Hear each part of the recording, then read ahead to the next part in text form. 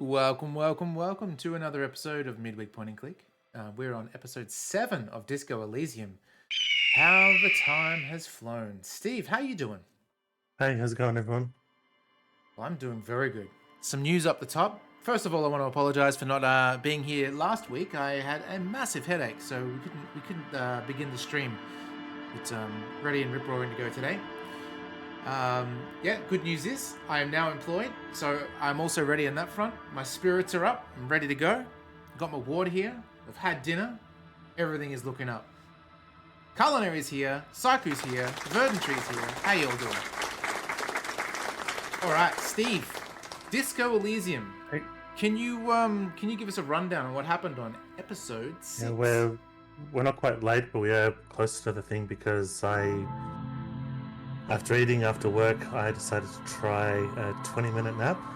Slept 5 minutes through the alarm. Nice. And do you feel refreshed?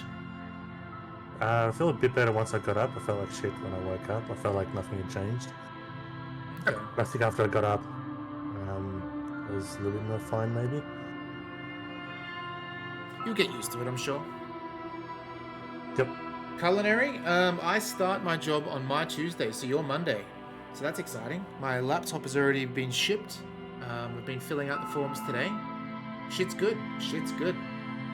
All right, Steve, go on. Episode 6, what happened? Okay, I don't just like some of this might blend into the stream before, but where we're at is we sort of figured out who did it. It's a bunch of sort of union guys. What are they? Oh, dock workers. A bunch of dock workers. They're claiming full responsibility for hanging a person. That way, it's an anti-arrest tactic. It's like death of a thousand cuts. Yeah, but we've found, basically so that like we can't single one out, and thus you have to arrest all of them, which is then hard because we're just two cops. We don't have full. Our jurisdiction's kind of vague, I guess. I don't think we have any jurisdiction from what they've said. Yeah. But we found the person was shot and hanged. Mm-hmm. That was the key. I was about to say shot before he was hanged, but which is what we've sort of deduced. Our characters have deduced, but I guess we don't necessarily know for sure. Yep. Which means one person did do it, but we sort of know who that is. Apart from that, I think we're mostly cleaning up small stuff. Like we're mostly walking around trying to do progression on various fronts. Like that's why there might be not anything too big happened. Yeah, Nothing too big happened. I think as well, the huge thing is Kim is no longer in our party because he's gone to deliver the body after we had found that bullet wound, which we only found because of our perception. Because we raised our perception so high, we won that check, and we were able to determine that there was actually a bullet in his head. And the timing was probably bad because it was basically the rest of the day, and this was, I guess it's the rest of the day that he would be taking the body back, and we happened to trigger that in the very morning, so we got a whole day without him. Yeah. Which is good because we can do shit like, I think one of the things we did is we got to put charcoal on our face and act like the warrior that we wanted to earlier. Yeah, we did. I don't think it led to much. I think it gave him confidence. We heard the voices through the chimney, so we could go up and actually have a conversation with the lady. Yeah, so that's it. We found the menacing presence that the librarian lady, or bookseller, she's not a librarian, but a bookseller, I think. We found that menacing presence, and we'd find it's just someone who's squatting in a disused chimney. I don't even know if she's squatting. I think she belongs there. It's just she had the shutter shut, so... Yeah, I guess squatting in the sense of doesn't own it. Like, it's not an actual apartment she's living in. She just sort of moved in. Mm-hmm. It's not like squatting is in living on the floor or anything like that, but it's... Yeah, I think it's just a non-official apartment. Right. Cool. Verdantree's going to send you some bullet points. Just in case we get stuck, you can sort of have a little glimpse to point us in the right direction because of the vagueness. So keep that in mind. Culinary Max. Yeah, this company I'm working for is all Macs. I actually prefer Macs for work. PC at home, Macs at work, covers all bases. Yeah.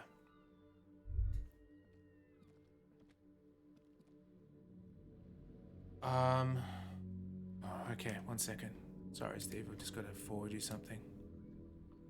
Yeah, so what's it for? Because I think I read it, but it was just like a wall of text. You read it? Oh, so he did send it to you? I don't know. On Twitch. I've sent it to you there anyway. I thought it might have been a hint for PC and Linux. Okay. I haven't really had much involvement with Linux. Okay. Now, we need to figure out the... I believe there was the... Oh, by the way, how's the sound now, Vern? I turned it down while Steve was talking. I think we can find some... It wasn't pierogies. I keep thinking pierogies, but it's borscht. That's right. Which I think is in the... Okay. The whirling rags. Guys are still a little quiet. I can turn the game down a little bit more. Turn Steve up, but it's in peaking territory. There we go.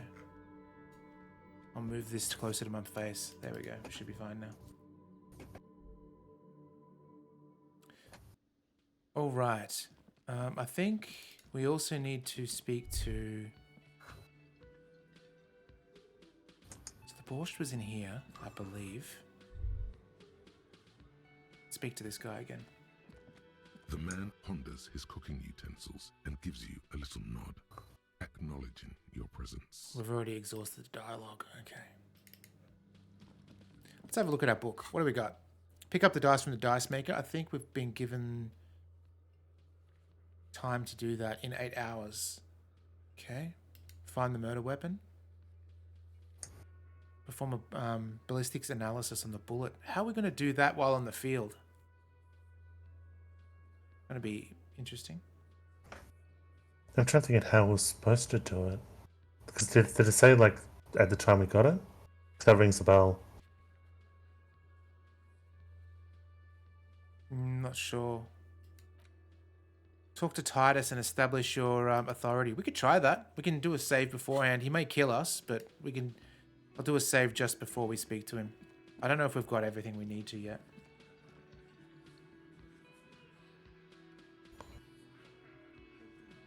Recommend Titus later? Okay, no worries. So the last time I had pierogies culinary is when I went to London. We stayed in Richmond, which is where Ted Lasso is filmed. And we walked the sites going down the alleyways that it's filmed, and there's actually a pierogi store there, and it was sensational. It's so good. Oh yeah, we're looking at this. Run the number of the victor's armor. We did that, so we're waiting. It's cool that we've got filled. I wonder if this is the time we have to go back. Call Alice back in a day. What day is it today? How do we even see? Day 2. Doesn't say much. Yeah, so they did this day 1. So I guess sometime today we can call them. We can try it now. What's the worst that she, says no? Oh no, he's got the car. We can't call. Okay. Oh, yeah. Exactly. Okay. So we'll do that one later. Ask him to tell you about the case. Can't do that. Find booze and drink it. Not sure if we want to do that. Find money to pay the rent. We've got heaps of cash for rent now. That's a quest from electrochemistry, which I don't think we should be doing much of what it says. Who put the clothes in the trash? We could start talking to the dock workers, actually. That might be worth doing. Yeah, that looks good. We've still got our delicious corpse boots on. We don't know where our gun is. No, we don't know where our gun is yet because the lady's got it. Let's talk to the racist again. Looking for something, Hunt? Come to tell me to fuck off again? Possibly. You could push him by asking him to show you the soles of his boots. He definitely looks like someone capable of a lynching. Okay. Let me see the sole of your boots. Been admiring the stompers, Hunt? For sure, I can demonstrate them. Oh, here we go. The soul. On the bottom of the man's boots, you see an intricate tangle of threads with no immediately discernible pattern. The wind howls over the bay of Rivershaw, a cascade of cold air flowing through the tangled city streets. What's up with your souls? It's Revachol. Where did you get boots like that? Custom made. Cost me a pretty penny. He should be asking me where I got my boots like that. Mm. But why? You'll see when the time comes, officer. True patriots carry Revachol in their very souls. You said, That's fucking stupid. what's that? That's fucking stupid. Why is Just that? got the custom shoes just for one single pun. You said something about the rights and privileges of lorrymen. Oh yeah, they're a big deal. My great-grandfather was a carter, had a royal license and everything. We've tried to hold on to our privileges. Hold on, what's a carter? Someone with a cart. Mm. What did you think it was? That's how deep into history our thing reaches. Before machines. So he was a garbage man. Oh, we want the garbage man. Not at all. We are part of a guild and everything, huh? It's very ancient, very prestigious. So you're in the Carters Guild? Goddamn right.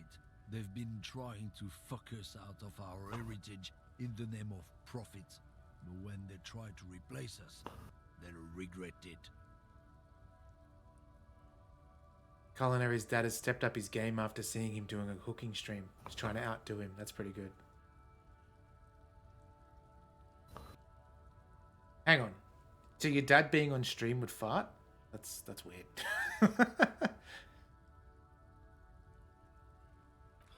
Trusting street thugs with their goods is going to fuck him right up the ass. Mark my words. Generations of practice and no laughing matter. We're done for now.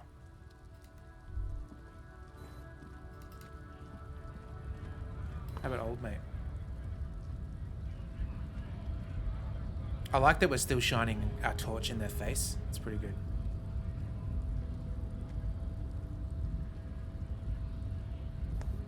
Hola, wandering man. How can I help you? That weasel I visited, turned out he has one hell of a colonial mug collection. Yeah, the janitor who gave me the key to his apartment said the guy's a bit of an asshole. Hmm.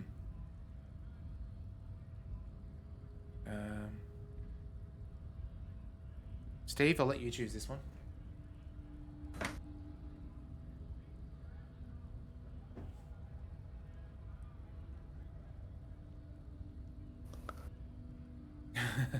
Mario. It does look a bit like a skinny Mario when he gets that weird mushroom and goes tall. It's number one. You want to choose Number one. Yes, my collection certainly represented antiquated social values. Like I said before, I don't know much about this weasel, but the bossman said he's a real piece of work. Thanks for helping out, friend. Any idea who killed the hanged man? The mercenary, eh? Who could have killed him? That's indeed the question. Why even do such a thing? Merc was hanged with a very specific type of cargo belt. We already know this information, but maybe it'll branch into the bullet. What a thought. Why would noble workers resort to such a thing? Unless they were pushed, of course. Pushed? How? Your dead guy was an enemy combatant. Hold up. What does that mean? He was an agent of the opposition, attempting to undermine our honorable efforts. So all that talk about him sort of harassing that woman maybe wasn't a true thing? Did you kill him? I ain't the murdering type, but that's just me. Large organizations like our union have all sorts of men. With all It sorts. still lines up. It's just that someone who has a different perspective. You don't necessarily know about that, but the dock workers that told us about the woman also told us that he was like a corporate mercenary. Thank you. This has been of limited use. No problem. I wish the best to you in your search. Sure, I'm glad it's not my search. Why are you striking? We're negotiating our share. Your share? Aye.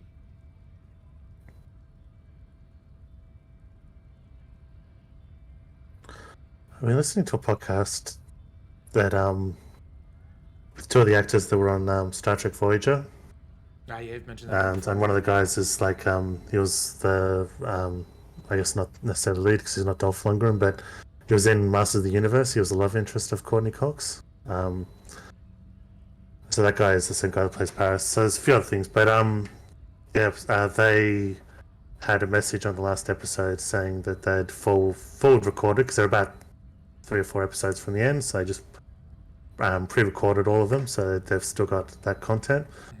But they're not podcasting while they're on. They did that because they're not podcasting while they're on the strike. They're like SAG is on strike. Right. Yep. I find it really weird because it's not really working. Like, I would have thought a podcast you could still do. And kind of, it's weird because if you said that they've already got like a bank of podcasts, and they're physically striking, but they're still putting the podcasts up, it kind of defeats the purpose because no one really sees the difference. Yeah, except they did, like, you still hear that message and you go, oh, they are. But that's also a weird concept. Like, do you count it? I guess you're not counting it from performance. You're counting it from performance, not counting when stuff goes out. Which I guess that's reality because their other acting stuff, the content comes out much after they've actually done the role. Yeah. But yeah, I thought that was weird because I thought that's something you can do, almost like even though it's not striking, like most of the gaming podcasts started up when there was that huge recession hit on the game journalist sites, where it's not like technically work, but it's promoting yourself, but it's not really work. It's very weird. How large of a share would you like? All of it. However, right now we want all the harbor. Okay, yeah, because I did mention that they're both SAG members and support the strike, but yeah, they did. They got 3 or 4 in the bank, and then it'll stop until the strike's over. Just so we're on the same page, communism is basically wanting to kill the rich people or deporting them to a labor camp in southeast Grad. But don't say that out loud if you're a communist. Ooh, Tongs? What are we saying here? Are we going to ask him whether he's a communist? What do we want to know about? One thing I forget is how to actually get back to the Everett guy. I thought we had to go past the big man, but I don't think we can do that anymore. Alright, 2. Cool. I think it's best you make up your own mind now that you've met him. In my eyes, he is a capable organizer and a decent businessman. What does bossing a union entail anyway? I guess you kind of get to be a village chief. He oversees the harbor, makes deals with the owners or other relevant parties, watches out for his own. Okay. You mean corruption? By heavens, why would he not be corrupt? We live in a harsh and disordered world, see? And in this world, the old man is corrupt for our benefit, and we know it. Appreciate it even. He is, personally, not too lavish. It's a weird double think. The desk does seem lavish to me. He is reasonably lavish, sure. That's his prerogative. It's not like you want a saintly demeanor on a corrupt motherfucker. Ooh. That would be a manipulative illusion. Besides, there are no non-corrupt systems in the world anyway. And moralism is the most corrupt of them all. Not you would like to say. But then there's that weasel door. This man has political theory, and it has not failed him today. Got the picture. Let me ask you something Sure thing. else. This was great. You feel mentally reinvigorated. Okay. We're going to run and we're going to go. So, Burden Tree says go in the room to the left and through the stairs. Oh, there's this window we haven't seen as well. I don't want to have a look at this.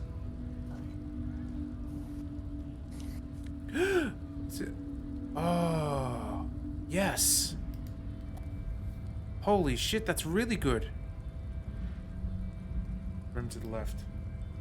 Through the stairs. Guess this is a room to the left, kind of. There's no stairs here. What's this? A mattress? Oh, maybe these are the stairs? Have we been here? I don't know. We may It's have even vaguely missed familiar, these. but it could be another mirror. Oh, no. This is right. Sweet. You know what we can do is we can talk to the shipping container again and ask it if it wants to open its doors. Okay, so that's where the dude playing Petonk works normally. Alright, let's go ask that door. Those stairs are broken. Oh, there's probably a delay.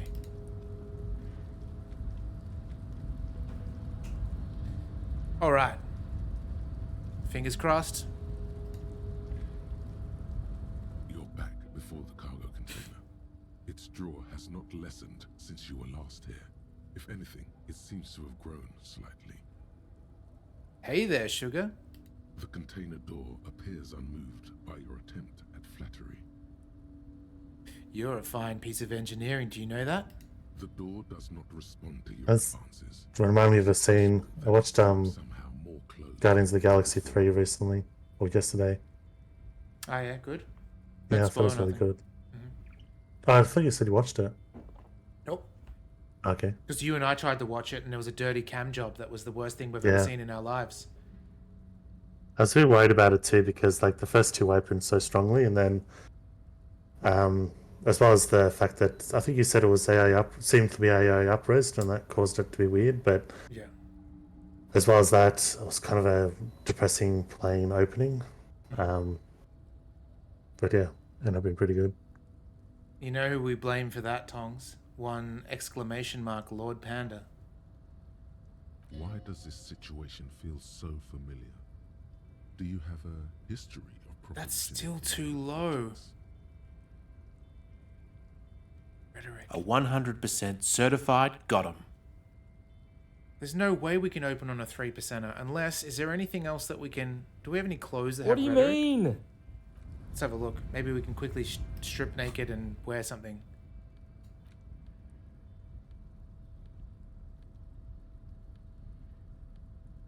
-1, we don't want that. Mm.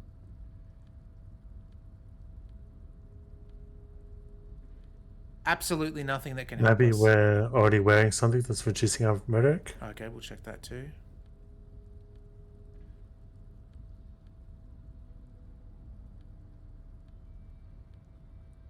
Absolutely nothing. No. I wonder if it's worth... How far through are we? We're almost leveled up. If we were to add a point to rhetoric when it comes to it...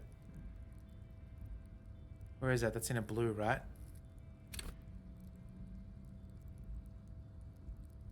Okay. Yeah, I think that's the thing I struggled with in the movie is because I hadn't watched the other two, because I generally don't like them. The thing I like is because the Guardians of the Galaxy is like a one person's vision. It's not like this corporate product, but it means that there was a huge gap, and had to actually catch up. Of like, I don't know what the fuck's going on at the start of it, because of all the changes. Did you, Steve, did you play the Guardians of the Galaxy game that came out last year? No. It's fucking good. It's real Oh, really? good. Mm-hmm. I'm pretty sure that young Verdantry there will agree with me. Definitely I think great. I heard about it. I don't think I saw it streamed or anything, so I don't think it was any good. But if it is, It came out 2021. I'm gonna turn to Ash. Yeah. Anyway, it was very good. Oh, see, I got no bugs whatsoever. So I guess it depends. I don't know. Didn't bug out once. All right. The way I see this is we're going to try and open it at 3%. If we fail, hopefully it doesn't hurt us. But if we fail, next time we level up, we can give it another shot anyway. You're back before the and do we have a penalty? It says impossible Draw has though. not lessened since you were last here. If anything, That just it seems to means have grown we slightly. need a natural 12 to win to get it. Do we have a penalty? Do you remember if we have a penalty if we lose? I can't tell. Verdantry, is there a way that you can tell whether we're going to actually suffer some sort of injury from a fail? I think it'll be morale if it's something, because he's going to persuade it, not kick it or punch it. Yeah. There's no way to tell? Okay, we're just going to have to wing it then. I don't think we got injured from it last time. No. Alright, here goes. Oh, So the plan was to retry no matter how low it was. It's always been. It's impossible to open a container with the rhetoric. Maybe you're losing your mind. okay. Well,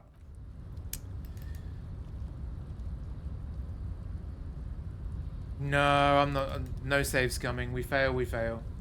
I meant natural 12, but it's the like yeah, double 6 or double 1 is like a natural, I believe.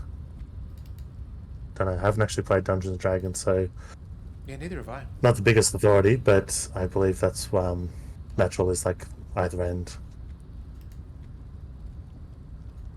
All right. Or the like one, because there's only one of that combination that could get that score. An unnatural 6, Psycho? Yeah, what would an unnatural 6 be? It's like you get 3 dice and they all roll 6s. Well, that's an evil 6, I guess. Maybe a loaded die is an unnatural 6? Alright. We can talk to this guy. Actually, I'm thinking of the...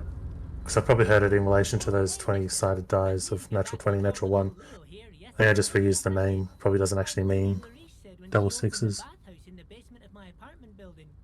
can only get so far before they're aching to get back. And lots of folk really did keep coming back. Oh, what's the uncool S look like, Culinary? Far out. I want to see someone do fan art of that. Leo, in the future, can we keep this greeting shorter? Sure, mister. Absolutely. I'm always willing to help out. What if it's like a cool list, but all the lines are a different length? So it ends up looking chaotic. What are you doing with the containers? Oh, I'm just making some covers for them containers here. Yes, I am. Yes, I am. So Ooh. it's easier for the crane operators to spot them. Logic 4. 58's pretty good. Here we go. Come on. The Yes! containers in the yard are green in Wild Pine's livery, and the mountains rising behind Leo is all red in Union colors. Carl, are you trying to say that when Robot Spacer tries to draw a cool S, it's the uncool S? It's like some red infection was spreading outwards from the container yard's core. There appear to be cisterns underneath the Union container covers. Okay. Leo, has anyone told you why you need to change the covers? No, not really. Mr. Everett doesn't tell me A all the 100% certified got 'em. everyone. What's underneath these red covers? Oh, I don't know, mister. They say it's some chemicals. Most of them have labels on them, I think. Looks like this is a massive redecorating operation. Yes, moving from inwards to outwards. By the looks of it, soon everything will be in Union colors. Thanks, Leo. You've been very helpful. Oh, no trouble at all, mister. No trouble at all. Where is everyone? The harbor is empty. Oh, most of the guys are down at the gates, keeping the scabs from coming in. We're on a strike. The whole union is. You don't have to work when you're on strike. Ha! We haven't worked for 2 months now. So, And you're starting to get paid, so it's not a laughing matter. Not everyone is down there, of course. Mr. Everard is in his office, where he always is. And Jean-Luc is guarding the gate. But Titus and his boys got into some drunken trouble and Everard sent them on a nice vacation. For a week or so. did I ever tell you the time that I was actually a union rep? Oh, really? Yeah, I was 15 years old working at Safeway, and I applied for the position of union rep and got it, which is kind of real weird that when people have issues, they come to a 15-year-old for help. So crazy. So, how much kickbacks did you get for hiring the right people? And Oh, I got fuck all. And I had no one actually sounds- come up to me either. So it you was weren't a real good easy gig. gig. Maybe it's by commission. The more people that come up to you, you get like royalty, like a, what do you call it? I was suggesting you should have gone corrupt immediately after getting the position. Commission, that's the word I was thinking of. Daniel plan. I think the one interaction I've had with the union rep wasn't positive. I worked while I was a uni. I worked, on a casual stock taking job. Mhm. I was going around. It's been done for about, I think, a few years, where they're bringing in casual workers for the stock take. Because the people who've been there longer than me were talking about how initially it was very hostile, because they didn't like, because you've got the regular workers showing everyone around and administering it, and they didn't like it obviously, and they just did the minimum, and they're very hostile. But over time they've realised we're just workers like any others, and if they've got a beef with this issue, it's to do with management, not to do with the people being brought in. You're just making people suffer for no reason, and it had gotten better. But there's one morning that we're doing the safety check, and this old prick, like, he just the entire manor was just old prick before he even talked. But he just came in and talked to the guy, ended up shutting everything down, and he said, "We've got to pay $40 union fees to be on the floor." And I think one person or two people told him to get fucked and stormed off. And I wanted to be one of those, but I needed the money. Mm-hmm. So I stuck with it, even though it's, on principle, I just want to tell that guy to fuck off as well. Mm-hmm. And I ended up having my pay docked $40 for this old prick for union fees that I don't, like, there's no representation for that. We're just casual workers. So, but that was literally, I could just see him just on a power trip. There's no reason for it. If anything, it made every casual worker there probably more hostile, and that's a negative impact on unions in general too, when you just get dogged for no reason. Yeah. And it was complete bullshit. Yeah, it was. Not all unions are good. True, but I'd rather...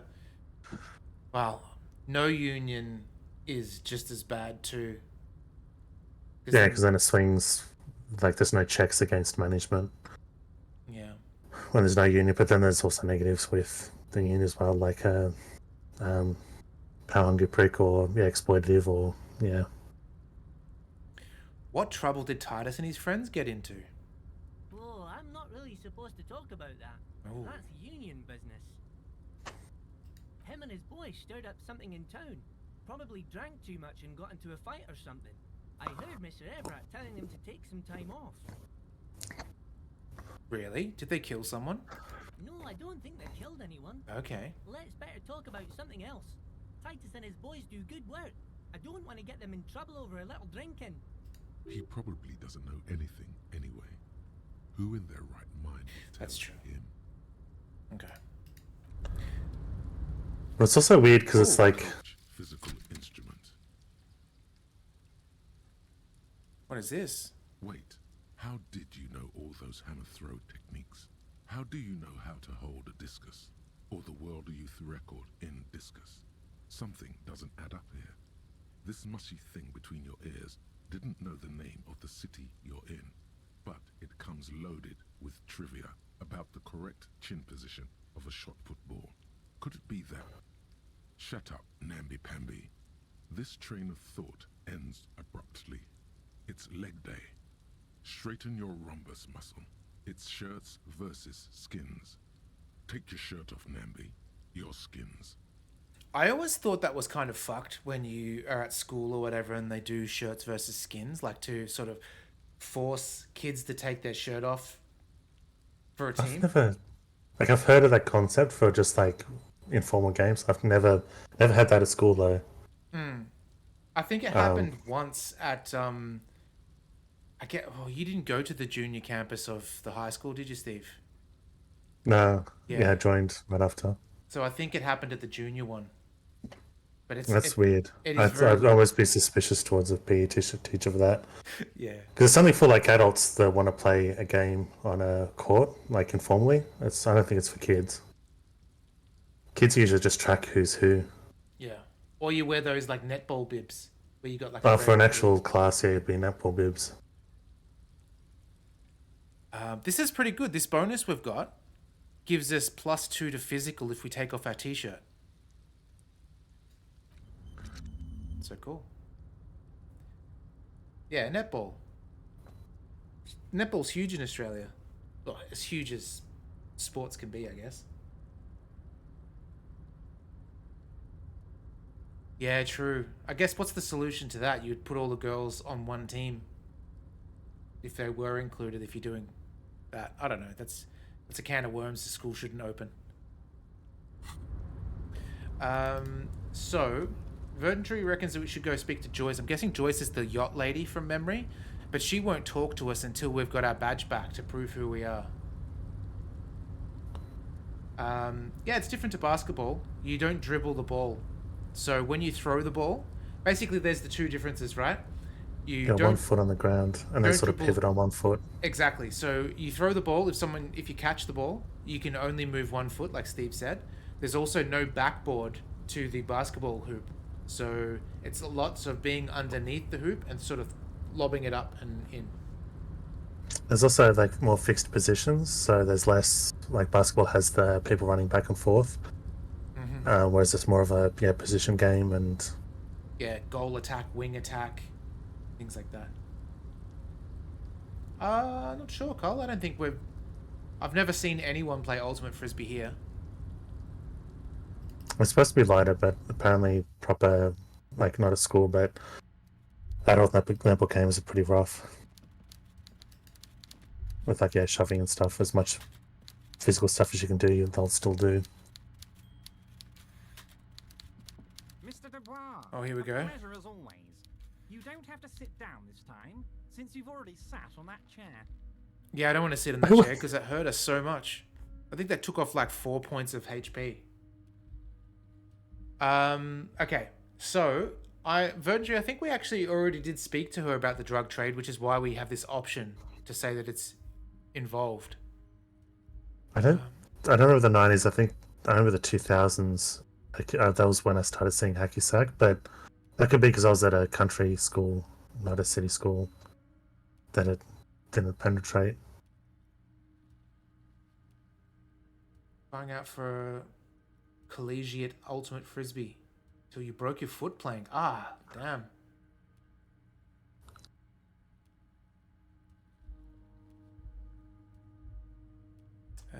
I opened the door. Can you discuss the murder now? I'm very glad to hear that, Harry. One question. You didn't actually happen to stumble in and see what's inside the apartment, did you?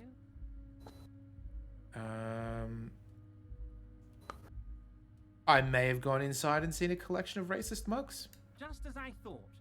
Culturally antiquated mug collection. What a weasel. Pissing on Everart's Rainbow Coalition. Now let's get down to brass tacks. It's time for men like me and you to figure out who's killed who and why. Real police work is gonna start happening now. I promise you, Harry, this is gonna be good. Mate, you should see the police work we've already done. We are a fan. I love this sort of we've shaped our character, our Harry, into being the best cop you can imagine, but also the worst human being you can imagine. Yeah. It's kind of why I don't want to go do any alcohol or drugs, because I don't want him to go back to what he was when we started the game. Mm-hmm. Colony had really good technique. I imagine your technique, Carl, is like running without a hair tie, so your hair's flowing in the wind, and you sort of launch yourself in the air and catch the frisbee in your mouth. The mug collection I mentioned was in the apartment. I found a similar mug in the trash with the hangman's clothes. Racist mugs in the trash and in the apartment? You guys are just light years ahead of me. I have so much confidence in the ability of your organization. I'm relieved you're doing this and leaving me to do what I do best. Helping people. Oh, so he's going to do The nothing. power of politics. Do you think the weasel has something to do with my case? Oh, no. I don't cross paths like that. All I want is for you to succeed in your investigation. I would never complicate things for you. But this weasel may have cleaned up after the killers. Believe me, Harry, he's a nobody. Just your basement variety nobody. Can't imagine. Oh, him that's being some connected serious to a professional high-caliber stuff. Case like this. High caliber. Do you think that's a nod, or is he just saying high caliber and it's a coincidence? To have your hair braided for sport.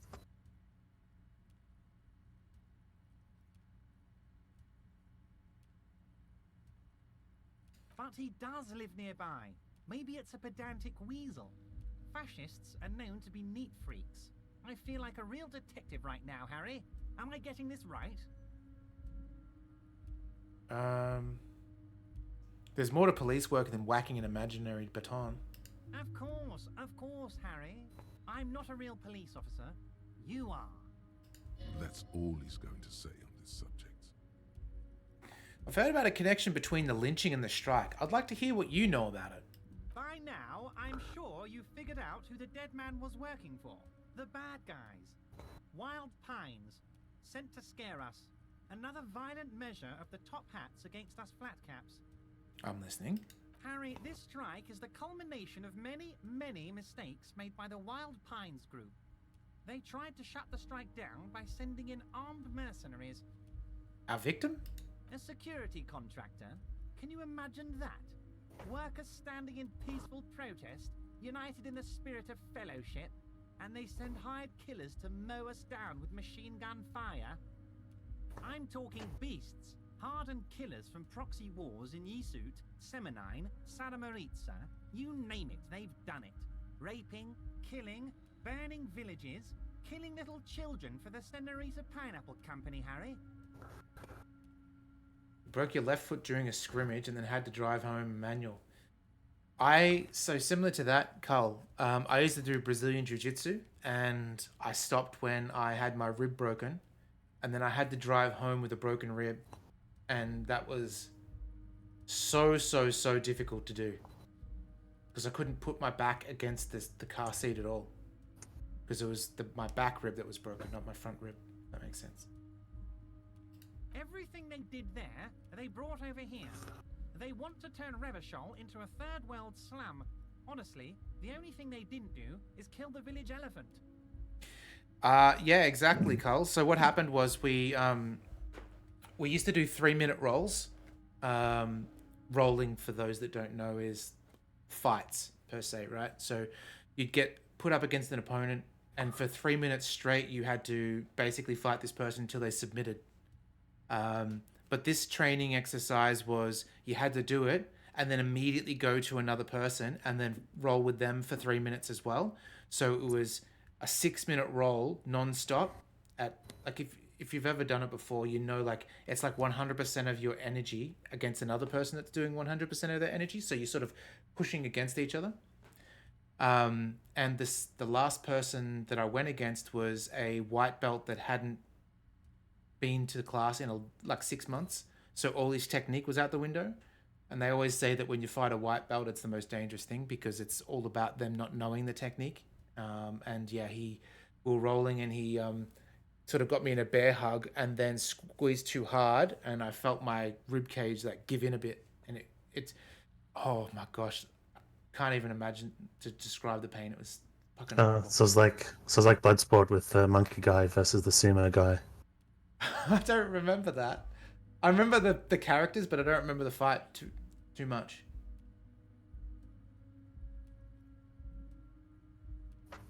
Yeah. Fuck it. Yeah. It was weird because when it happened, like my vision flashed with like for some reason it reminds me of Tangerine. Like this tangerine orange yellow color just filled my vision with pain at the time. Yeah. Move to Aikido? Okay. It's Aikido, that's the Steven Seagal martial art. I was going to say that and I thought, no, I shouldn't throw that name out right now.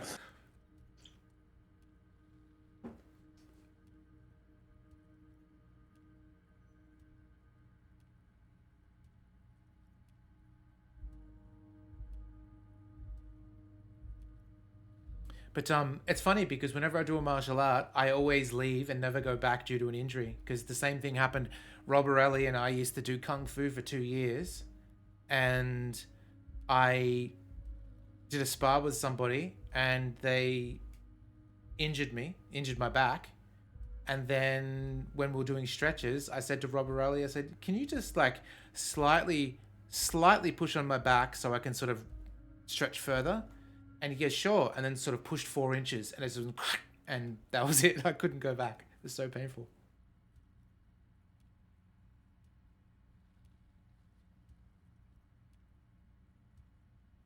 Let's see. Wait. Hold on. You have a village elephant? No, Harry, the elephant is metaphorical and so is the village. But the mercs and their brutality are very real. Go on. Now, I haven't personally witnessed the brutalities out there. I have the luxury of staying in my container, you see. If I need to go somewhere, they just move my container. Okay. So the closed container, do we think that there's like an office in there with somebody inside? Yeah, it could be another one like that. Yeah. That's what he's living in. It's almost like a when people have the small home things, except it's an office. Hmm. It says he doesn't go out, so I think it's home as well. Maybe for Halloween, Carl, I'll wear my gi on stream. Yes, I'm an old man, Harry. My legs aren't what they used to be. They lift my office with that big crane. It's actually very fun. You should try it. Oh, that does sound pretty good. Do you remember, Steve, back at my place and when we lived in the country, that my dad had set up a block and tackle system on the tree, and we used to swing on it like Tarzan, like on the chain from the car? Sort of remember that. I don't remember it being a block and tackle, but it could have been. I just didn't think of it as that. Mm. But yeah, I sort of remember playing Tarzan off the cars in that. Looks like not the back area because it's more towards the front, but it's the area we sort of don't go into much. But yeah, there's this little spot.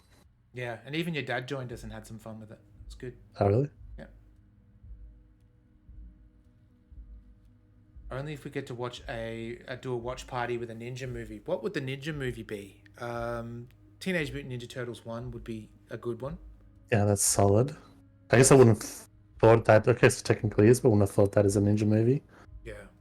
I only know one really good one, and that's the one I showed you in that thing. Very true, Carl. Very true. Is that when we did the COVID lockdown ninja movies? Yeah, I So- think there's a string of ninja movies, and they're all kind of terrible. And I've gone, The Christopher Lambert one that you recommended was actually good. I yeah, kind of enjoyed that's why. And that one lost. That was almost gonna suffer from the fact that it was so long after we did the ninja movies. I've gone, it doesn't have that relief of being compared to those, but even with distance, that's decent. And it's probably the best ninja movie at least I know of. Oh man, some of the ninja movies we watched were fucking shite. It was so bad. I think it was American Ninja was one, I think. Yeah, American Ninja 3 or something like that. There was one where there was the final battle happened on a rooftop. Was that the one?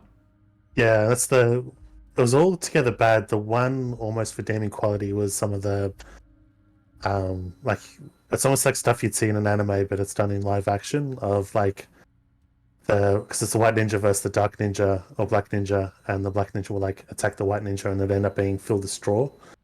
That kind of ninja stuff, actual Yeah, that's right. fantasy ninja stuff. I have not seen Lone Wolf and Cub. Didn't Kung Pao I take- think I might have seen one of them, I've but never even heard of it. I think I've seen one of them. I think it was decent. I guess it's not ninja, but that reminds me of the Yojimbo. I think it's a really good movie. And I think one of the westerns, one of the classic westerns, is made after it. It's because they just ripped off all those Kurosawa films for the James Bond Ronin. western movies. Okay, I'll have to check it out for sure. Need some new movies to watch. But enough about me. Yeah, Yojimbo's a Ronin as well. The That's what made me closest reminded of it. I But that was a I pretty think good there movie. were 3 of them, I think I've seen all Yojimbo. hardened commando types. That's a Kurosawa, yeah? Yeah, it's the one where he goes into a town and there's like 2 factions. It's Yeah. almost like a level in Fallout where there's like 2 factions of this town fighting and he's Doesn't he getting play involved. He doesn't play it like at the start. He doesn't want anything to do with either faction. Yeah, there's like it's like a shop owner or something that's everything's boarded up, but he puts him in. He's like in neutral territory. Yep. Yeah. Yeah, cool. One of them got downright suicidal, Oh. getting drunk, violent, a little rapey. Even their own negotiator couldn't control him. That's your boy, the Ooh, one who okay. likes hanging out and trees. How did he end up hanging from the tree? Harry, what you need to realize is we don't. A 100% certified got 'em. We got grit, Harry. This whole neighborhood does. Push us hard enough, and we push back. Some And painters and when we dockers, do, Harry. We push to kill. Who exactly did the pushing? There's a militant wing inside the Union. A group of people whose duties don't involve manual labor, but peacekeeping in the neighborhood. Okay. Making sure everything runs smoothly. That sounds a bit like organized crime. The mafia. So They're like you. Idealistic people who want to make sure that bad things don't happen. And if they already have, well, punishment must follow. I was yeah, I thinking. think I wanted a Go on, Steve. sword cane when I was little too at one stage. There's an interesting episode of The Dollop where it's about this feud developing between these two families, and one of the families' last name is Bowie. And it ends up in a duel at a sound bank, and it's the two people, and they've got 2 seconds each. A second is in another person to step in, and something goes wrong in the duel and ends up being clusterfuck where all 4 of them go at each other. But one of the opponents has a sword cane, and the other one had a custom knife that his brother had made, which later became, which is basically what became the Bowie knife. That's funny you pronounce it that way because I've heard 3 pronunciations this time. Your way, Bowie Bowie? knife, and Bowie Yeah. knife. Yeah, I think there's all 3. It's funny because the Bowie end up winning, and the guy's gone. Wow, it's like a point in history. If that had gone the other way, all Americans would have sword canes instead of Bowie knives. That'd be cool. Like Sword not all canes. Americans, but like imagine if like a parallel universe where Americans have a lot of sword canes instead of Bowie knives, based off that fight. So you're saying a boy knife? That's a 4th pronunciation.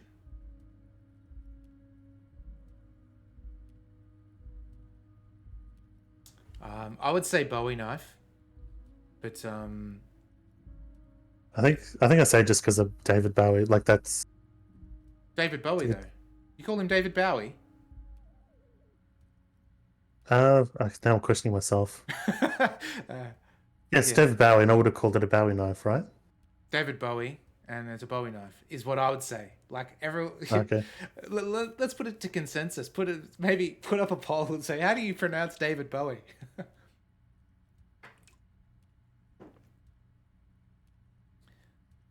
Oh, I tell you what, a little bit of inside baseball. Today I had to, as I was filling out my forms for work, they had these fields where you had to actually write a little bit about you and answer these questions. And one of them is like, who's a famous person that you would like to meet? And I couldn't think of anybody. And I spoke to Lisa and said, who's someone I want to meet? She goes, oh, you'd probably want to meet David Bowie at some point, right? Like, given as a historical figure, so they could be dead. And for a little while I had David Bowie written there and I'm like, would I? I mean, he's good for sure, but would I? I don't know. Ended up changing someone else. Yeah, like I guess it's one of those things where like if someone said, "Oh, would you like to meet Dave Bowie?" I'd be like, "Fuck yeah!" But if it's like a pick one person in the world, then it wouldn't, because it's like I like some of his songs, but I think it'd be weird for a choice in that box. Although I do know someone that would definitely pick David Bowie, because I think he's the best. Or they're like a huge fan of him.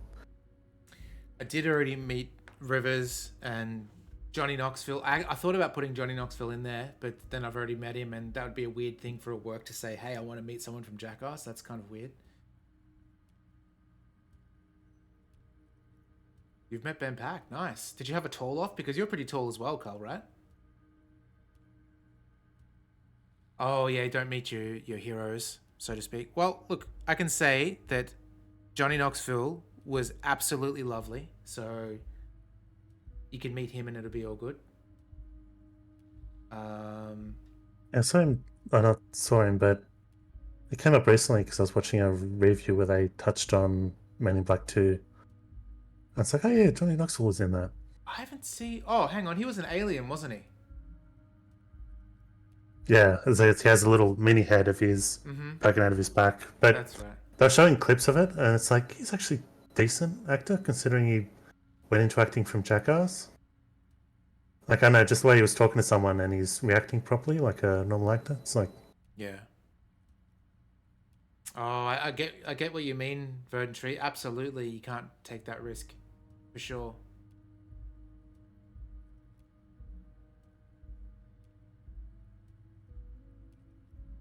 Dave Grohl's not an ass. Yeah. Yeah, Ben is way taller. I think you were like 6'3" or something, right, Carl? Steve, you're about 6'3", aren't you? I think so. I think yeah. 6'2" last time measured, but that was years ago. I've been told, no, you're taller than that. I'm smack bang 183 centimeters, which is 6 foot exactly, and you're way taller than me. So I reckon you're at least 3 inches taller than me.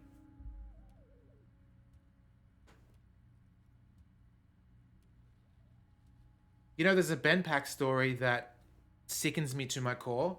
I don't know if you guys remember, but he said that he once went into a 7-Eleven, and as he was walking in, he saw a slice of pizza that was just sitting on an outside, like where the gas cylinders were. There was like a cage around the gas cylinders, and he saw just the slice of pizza on there, and he picked it up and ate it.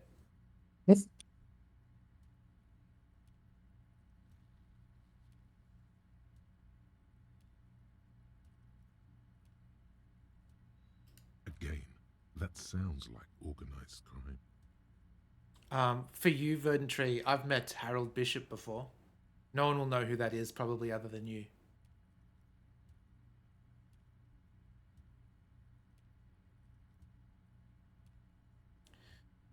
You believe they killed the hangman? One day Titus Hardy, leader of this peacekeeping faction, comes up to me and says, "Boss, socialist democratic fervor drove us to take it upon ourselves to kill this beast that was burdening the land." That doesn't sound like the way he speaks at all. Yeah. Probably worded it differently. Oh, That okay. was the idea.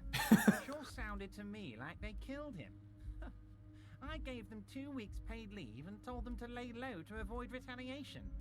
Wait, he's the union leader, right? Yeah. How does he give the guys paid leave? I don't know. He's not the one hiring them.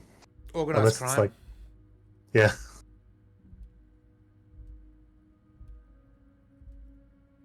Or just union funds to pay them whatever they would have been paid at their jobs, maybe. Tried to meet Kojima, man. Kojima's great. Oh, maybe that should have been my answer for work of who I would like to meet. Do I want to meet Kojima, though? I'm not too sure. I love his works, but I don't think I would have much to say. That's the tricky bit. Like, exactly, that's what I was just thinking. That is the tricky bit, because there's so many people that would be great to meet, but then what do you do once you meet them? What do you talk about? Like, I've got there's stuff like, to be fair to some of them that are rude, like I remember, like I think Gilbert Godfrey and a few other his guests on his podcast were talking about people do that because Gilbert Godfrey doesn't get it much, but talking to people who get it. But like one of them had the insight of, I know Gilbert Godfrey himself said when people say that they're your biggest fan, they're not saying it for your benefit, they're saying it for theirs. And stuff like that where it's like they've seen and heard everything, and they also see through you when you say things like that, and it is mostly for your benefit. You're not trying to big them up, I guess. There's stuff like that. I remember a story, and this is the thing I keep thinking of with meeting idols.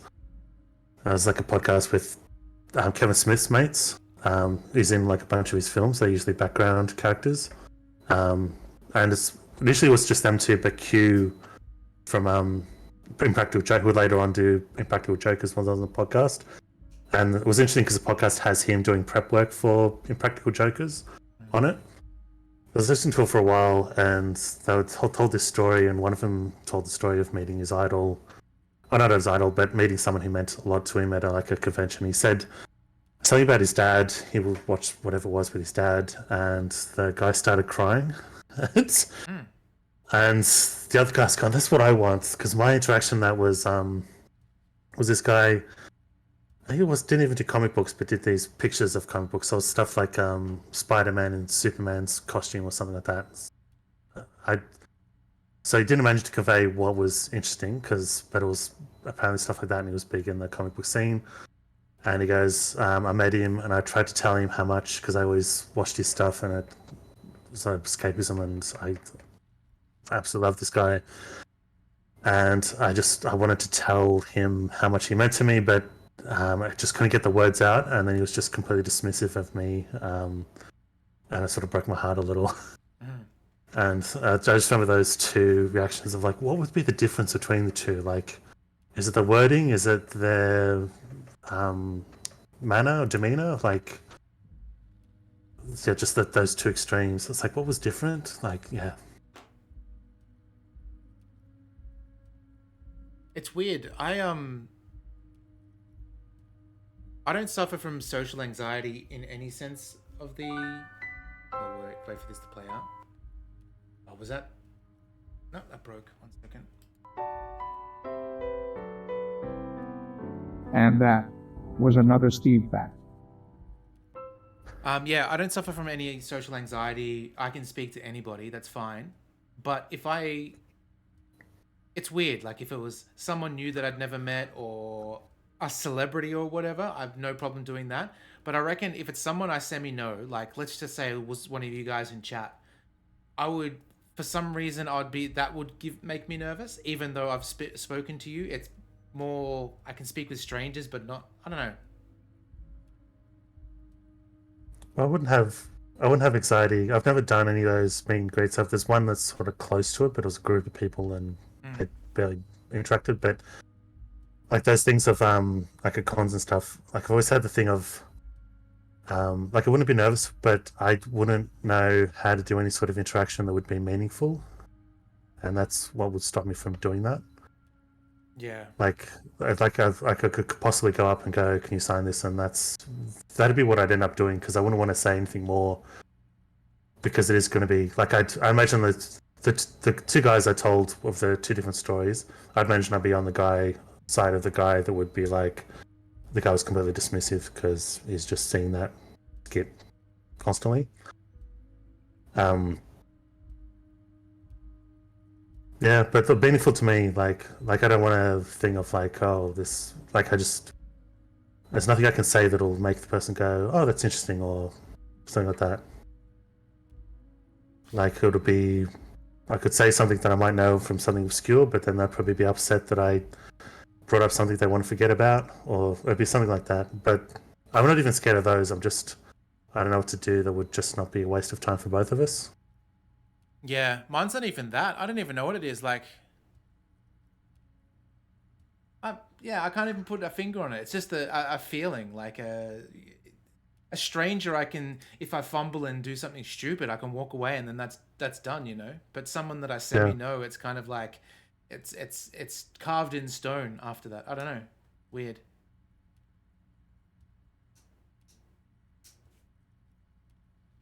Are you not afraid of what's going on, Rustin? Oh, I'm not at all worried about that.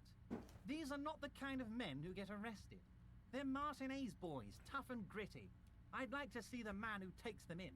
Besides, I sent my lawyer girl to look after them. Oh, your lawyer girl. She's the one that's causing us grief. But there was a bullet in the head. So they shot him? Yes, someone shot him in the head before they hanged him. Sounds presently surprised. I don't know what to say, Harry. They told me they hanged him. A hanged man is what I saw when I took a look into that yard. What I do know is, the case is in safe hands. If anyone can get to the bottom of this shot and hanged man, it's my favourite policeman, Harry. That's us. Yeah, I guess more on that is like even...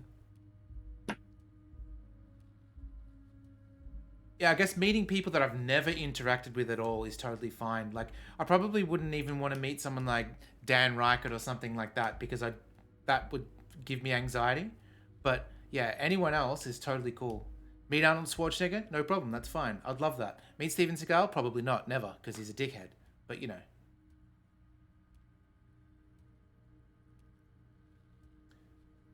How do you know the mercenaries were hired by the shipping company? How do I know? Let me tell you about these people. That's their MO. It's what they do. Last winter, some poor workers in Terminal E went on a little strike. The company sent in Sediment, a security contractor. The strike was over the workers' right to wear protective footwear, Harry. These guys turn up and start beating people. Tell you what, Harry, I wouldn't be surprised if we got the same mercenary company after a little rebranding. And I'm sure as hell not surprised to see an army of scabs under my gates. What side were they on in terms of the right to wear protective footwear? I don't know. Maybe they're talking Does that about mean- our boots? Or maybe I'm just wondering if they mean we need protection, or whether there's those types of people that are like, oh, can't wear steel cap boots because of blah blah blah blah blah. Yeah. Oh, that was Jean-Claude Van Damme, Psycho. Van Damme is okay in my book, but Steven Seagal is an absolute dickhead. Van Damme's supposed to be pretty nice. Yeah, he's. It's hard to say, and I guess it was like anyone else. He has ups and downs moments. Though Steven Seagal is just across the board a whole bunch of shit. I think Van Damme burnt out real quick when he was younger because he was like an arrogant dickhead when he was young, thinking he could take on the world. Maybe, But yeah. then he sort of matured as he got older, like as we all do, right? And It's probably the case because this is going to sound maybe something I should admit to, but out of interest, I did listen to the commentary track of Street Fighter the movie, and the director was telling stories about Van Damme that made him sound like a pretty cool person. I can imagine him being actually the way he is on film when he was younger. I can also imagine him being a dickhead. But that's just a youth. Then I know youthful arrogance isn't as bad as some of the other shit that Seagal has done. Yeah, totally. I'm glad you joined in on the conversation, Psycho, because you're starting to learn about it now, right? You've seen Predator recently. That's good enough, you know. So, do you think the security contractor organized the scabs? You said it, Harry. Hell, one of those guys looks big enough to take down that proverbial elephant. Boys like that don't just happen to show up during strikes. That does sound quite unlikely, yes. The big guy leading the scabs at the gate is colossal. Is that's the dude that we took out like the trash on a Tuesday, right? Yeah, I guess it still looks good because we mopped the fucking floor with him. I think that's who he's talking about because that guy is at front. We should ask about Titus Hardy as well because that might give us an in to confront him. But we do also want to know about Lawyer Girl. All 7 of them. Exemplary union members. Always working to advance their position in the local socialist democratic movement. Core members. Old Theo used to run them, but things really kicked into gear when Titus took the reins and named the group after himself. Gotta love his initiative. Ah, Tongs, didn't we all? I remember I had it on VHS, and the skinned men hanging from the trees always freaked me out as a child. But the VHS, it was always taped over at the bit where he stabs the scorpion, and then the predator like has heat vision on the dead scorpion. That's where the VHS would go fuzzy, and then I didn't see the rest of the movie until ages, because it was just cut off. That happens so much. I think my dad taped over half of Terminator 2 as well, so it was like all these action movies were like shareware for me. I had the opposite because I remember seeing the poster somewhere and my stepbrother's gone nuts because we watched a bunch of Arnold Schwarzenegger films. And he goes, "Oh, that's Predator, that's a really good film," and he's described it, and it made me... We never watched it though. And so it was like years later that I've decided to get it out, but I was always scared of it because it made it sound scarier than it was. So I went into it thinking it was going to be horror, only to be relieved that it was like a really good action film. What more can I tell you? Who's second in command? Who's the most violent? Harry, they're almost all of them great guys, born leaders. Great guys. Whatever happened, I'm sure they only had the best interests of Revachol in mind. What's that Republican term that's like great guys? I can't remember exactly. Upstanding gentlemen or something? Some weird term like that. I can't think of it. Proud Boys, I think what it is. Oh, Proud Boys, yeah. They really are just... That's the one that then got adopted by the free community. And some order on the streets. So like the hashtag on Twitter, and then a whole bunch of people just posted pictures of them kissing another guy, and with hashtag Proud Boys. Everett, I've met these Hardys. Can you ask them to cooperate with me? But of course. Oh, beautiful. It's the least I can do for my good friend Harry. I'll do it right after we've concluded this talk. Awesome. That's good. You can now go and tell Titus about this. See what he has to say. Sounds great. Also, Harry, here's 5 real. More money. Why are you giving this to me? I'm not giving you anything. I'm just holding out 5 real. That just made it sound worse. That sounded make it sound more like a bribe. Now, Do you have any more questions? I'm willing to take all the cash he has to offer me. You mentioned lawyer girl. Oh, Liz is a bright one. I paid for that law degree myself, thinking it'll probably turn her all fancy. But hell, Harry, she came back a firebrand socialist. Very stable genius. Sometimes she scares me with her zeal. Okay. Was it a good talk? I'm not sure we made much headway here. Oh, we I did. was hoping we'd bust the case wide open. Heck, I even wanted to tell you what I really want to achieve with the strike. Taken 2. I like that movie, I think. Taken 2, I think, was the one where he was talking to his daughter or something, right? And he asked her what she heard while in the trunk of the car. It's like a flag fapping in the wind, bells and things like that. So it's like that scene from Sneakers. Yeah, I think so. I don't know what happened, Harry. The Sneakers had the I one where wanted this you to feel like Mr. Martinet, the blind guy and of does course, the I because he's also mentioning he could hear the rivets but go past, and I they can't completely trust you yet. of the gaps in the road, and I assumed it's a bridge, and he's on the machine doing a ta-dunk, ta-dunk, and he goes no spaced out a bit more ta-dunk, and figuring out which bridge it is from how it sounds. And then there's a bit with a cocktail party, and yeah. Tongs, I said fapping because I always get confused with the flags, the all those flags that are on a string, but it's actually bunting. But I always have to think to say the right word. If I go off the cuff, I'll always fuck it up. As long as you don't fap into the winged. I think it's because it's like a what's those words that like pow and bang, like it sounds like what it is. What is it? Well, fapping in the wind is valid. I didn't hear fapping, but What's that word though? Like when words are spelt the way that they sound. I forget. Yeah, that's the one. The onomatopoeia. Yeah. I think that's what my brain does because it does sound like a fap sound in the wind. Like it doesn't so flap so much, but I don't know. I don't know how my brain works, to be honest. Yet? Yes, Harry. It's like I can't fully trust you if you're not a man of the left. I want to, but I just can't. A man of the left, so you have to be a social democrat. He's been hurt too much in the past. Okay. By men who aren't social democrats.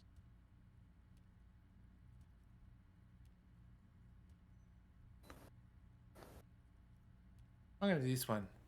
This isn't another corrupt scheme, isn't it? I'm neither left nor right. I do what my heart tells me to do.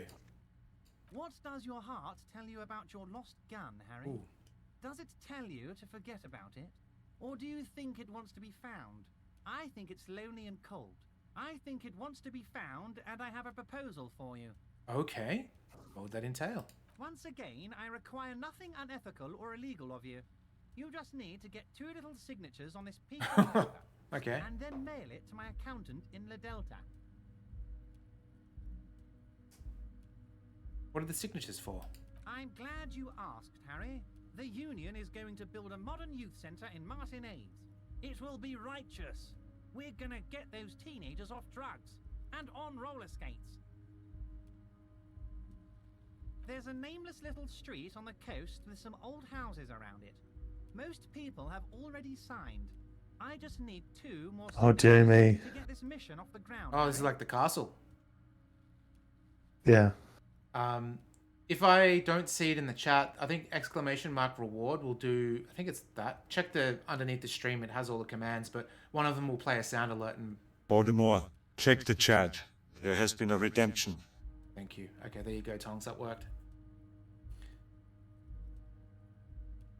All right. How about this one, Verdant Tree? You get to choose.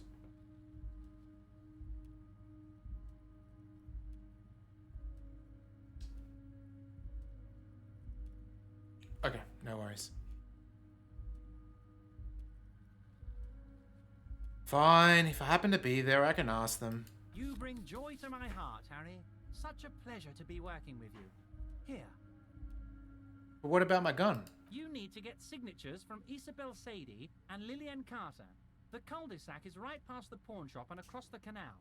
I hear there is some trouble with the waterlock, but they should fix it by Wednesday morning. Okay. Once you have the signatures, mail this to 13022 La Rocca in La Delta. Then we can talk about your gun. All right, we can talk about my gun. Excellent. Let's talk about the drug trade. What? Harry, how could you say that to me? You know I appreciate a joke as much as any Johnny Fat Guy, but I can't take slander. Are you actually investigating this? This sounds like a Verdantry option. What do you think? I'm gonna give it to you, Verdantry. What do you want to say? This can be a freebie because you didn't ask for it specifically. 1? Okay. You've hurt me, Harry. Me, a friend. But you know what? He perks up. And gets over it in 2 seconds. Seems like it didn't really hurt him. I trust you, like I trust all my friends. Yes. And I know you'll never talk to me about this again, because you don't want to wound me. So do what you want, and let's change the subject. He's hiding his real reaction beneath courtesy. Okay.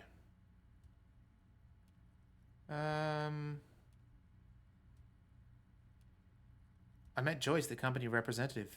Oh, that's very nice. I haven't gotten around to her yet. I'm very, very busy, you see. I hope you're getting along. One thing I want to make very clear, Harry, is that this is not some kind of union versus corporation situation. Everyone is just pals here. Just pals? We're all trying to do what's best for Martinez. Don't feel like you can't cooperate with her because you and I are such good friends and I helped you get that nasty body down from the tree. I'm not a jealous guy. Why haven't you let her in to see you? If she actually wants to see me, she will find a way. Any good negotiator would. And I just don't have anything to discuss with a bad negotiator. He doesn't want to see her. It's as simple as that. Okay, let's talk about something else. Of course, Harry. Let me just assure you one more time. It's perfectly okay to share anything we discuss here with this Joyce. This is a completely transparent organization. I have no interest in what she is doing, but I myself have nothing to hide. Your business is your business, and I respect your privacy. I wonder why he's being Just so... remember, none of this is secret. Tell her about all of it. My brother's picture, my singing swordfish clock. Tell her how overweight I am and how I'm helping you find your lost gun. Tell her about everything. Everett doesn't mind. I guess because he's being careful not to tell us anything that doesn't matter if it gets out. Like, he doesn't trust us anyway, so what does it matter if we tell Joyce everything we've been talking about? It is rather interesting to tell people things about each other, isn't it? It was nice telling him about her right now.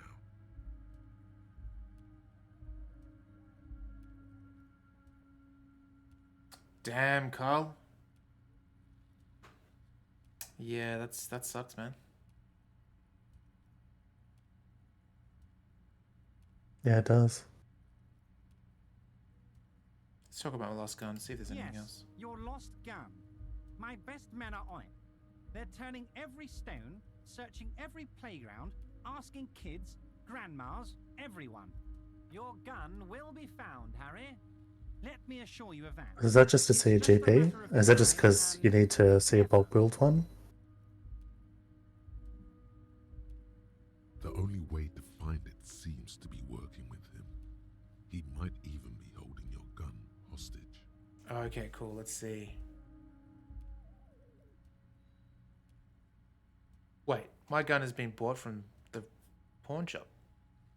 Yes, thank you for the hot tip regarding your lost gun, Harry. My men have indeed factored in that you pawned it. Whoops. Now please, let the professionals do their job. Kick back, Harry, relax. I have great guys on this. Okay. We focus on what's important. Building our relationship for the good of Martinez. It did not come as a surprise to him. He might actually not be bullshitting. Does this mean if I do things for you, I'll get my gun back? Damn it, Harry. That's exactly what it means. Sweet. Let's check this about the murder one more Most time. certainly, Okay, good. Harry. Change By all subject. means, Harry. What's on your mind? I think that's See it. you soon, debardeur. Just... Okay. Now. What's this? Ooh. We're getting reports of normal, reasonable, temperate, political opinions somewhere in Martinez.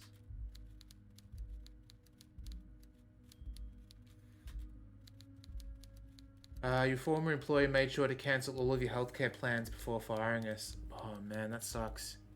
I got to keep my super duper awesome good health insurance for a little while, but I've had to drop that and go to an inferior version, I'd say. Sucks.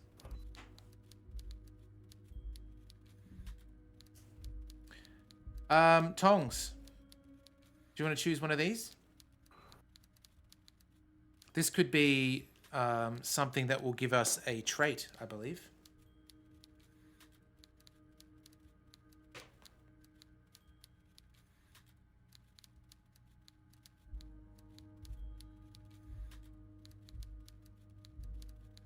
One? You must be mistaken. I'm a real radical. Of course, a radical centrist. In these bright and loud times where 1,000 frequencies drown one another out, sober thinking is a radical act. It's time to become a citizen of the Kingdom of Conscience. All right, Psycho, you're up. Time to become a citizen of the Kingdom of Conscience.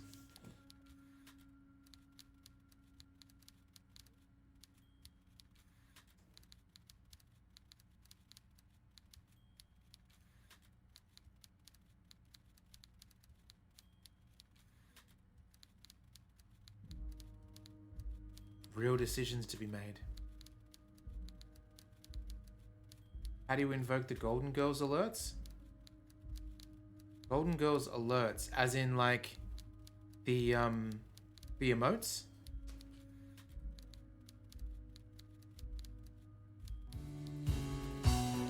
Hell yes, Baltimore's subscribers have Golden Girls emotes. Pausing while Thanks, Sagi buddy. is deciding a decision. Yeah. Psyche, don't pretend that you've lost connection to get out of making a decision. No, I think I own the Golden Girls movement, I would say. What do you remember? My old subscriber and follower alerts used to be Golden Girls. 2? Oh, we're opting in. No more talk. Sign me up for the passport. Nice. I trust you. Remember, real democracy is just around the corner for Revachol. When that real democracy kicks in, we are all going to be so much happier. The Medicare limerick for Sophia. That wasn't me. From your goldfish crackers.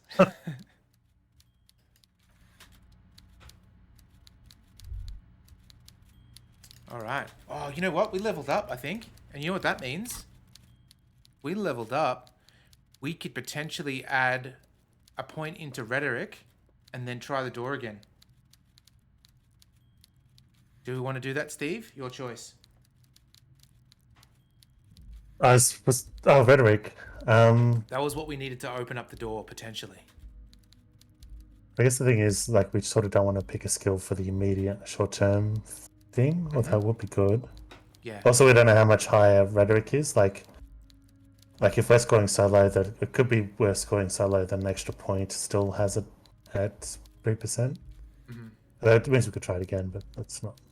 Yeah, as far as I know, and Michael might clear this up, but whenever there's a check, it has like a colored band.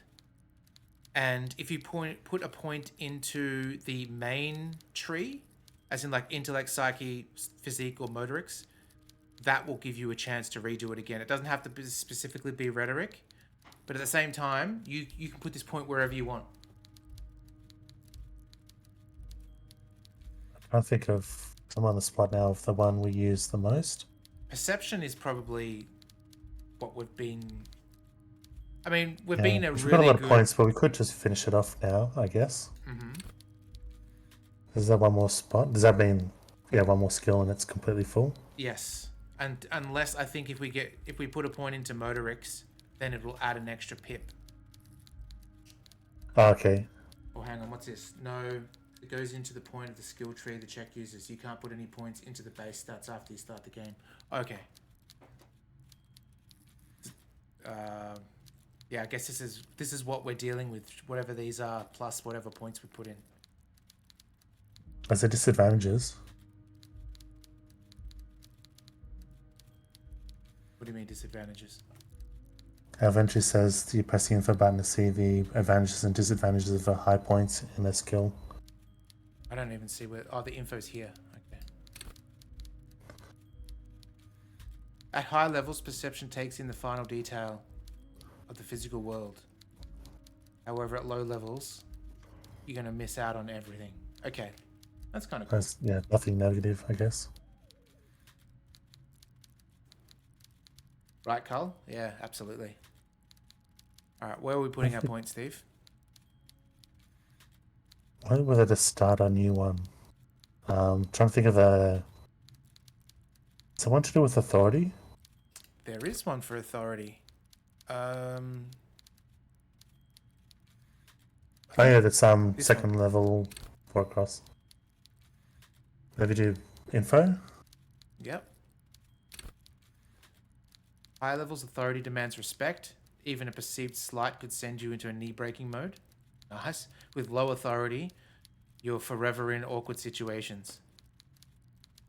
Awkward situations are our middle name.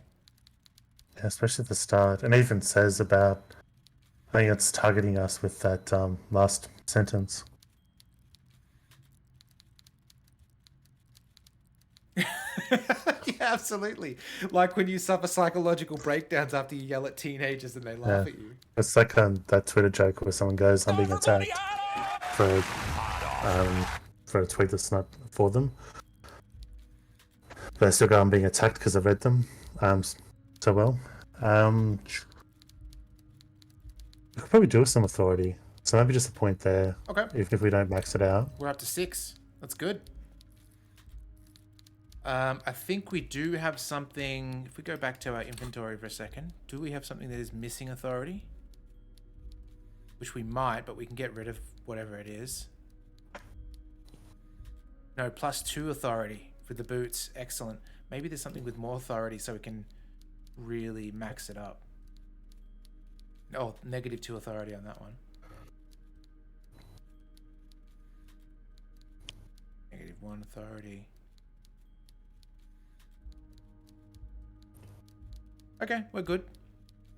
So our authority is pretty decent. Cool.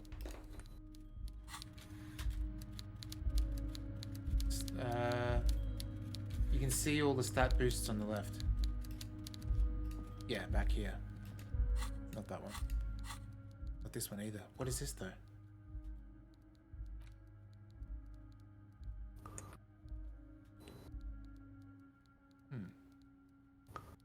Okay, so we could put a point in this later to learn the Kingdom of Conscience, which is what Saiku just gave us. Yeah, that's true.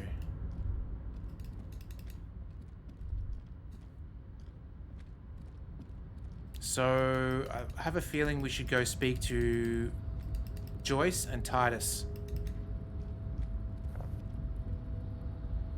Take a look at this again. You're back before the cargo container. Its draw has not lessened. That's a shame.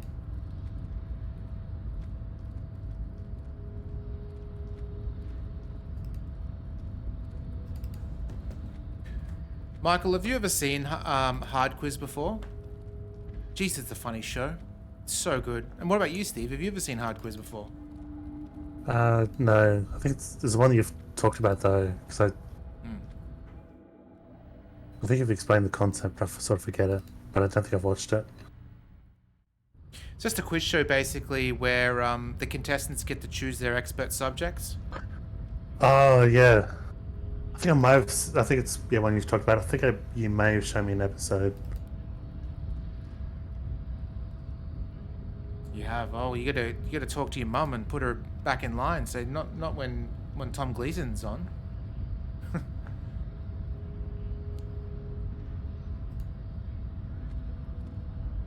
Your race descent has I think we talked about what our subject would be. Oh, we don't want to subscribe to that. Yeah, that's right. We did talk about what the subject would be. I want to ask the question again in chat, guys. What would your expert subject be? Did you say yours? I think mine would be Terminator 2. Okay, yeah. I think I've seen that movie enough to know a lot about it. I think you also know some of the character actors too, because that's where Yep. you sort of come undone, is some of those not to do with the movie. But you'd probably be decent at that as well for Terminator 2. Would yours be Blackadder, Steve? No. I don't know how I'd deal with Blackadder. So I know the series pretty well. I think I know the actors pretty well, but like the risk with that would be, I'd imagine, like, who was this famous British comedian in this episode? And I probably know the character, but not know the comedian. Probably That's be where Hugh Laurie, wouldn't it? Oh, there's tons though. Kingdom Come had one of the actors from Blackadder, Oh, okay. Brian Blessed. Interesting. Yeah, Hugh Laurie and Stephen Fry both in the season 2, 3, 4. Peter Cook is in season 1. Other standard. Is it Tony Robbins? Tony Robinson. Tony Robbins is the inspirational Robinson. Yeah, speaker. I get those mixed. Tim Robbins, Tony Robbins, and Toby Robinson. I get those names mixed up. And then of course Atkinson, Rowan Atkinson. But yeah, there's got tons of comedians being on it. All right, time to speak to Titus. Let's see how this goes.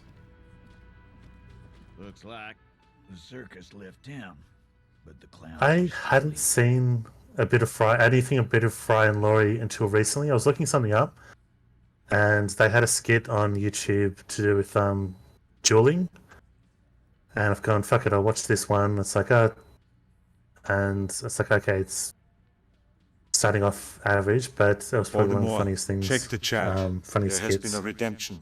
So I don't know what the rest of it's like, but the one skit I'd seen was very, very, very recent, and I thought it was pretty funny.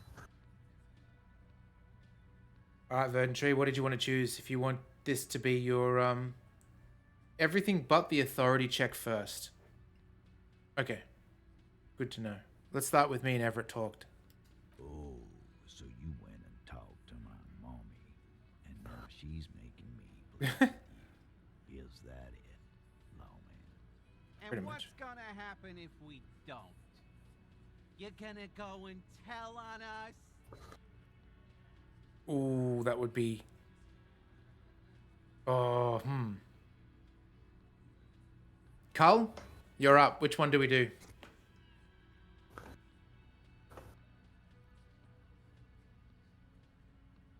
Okay.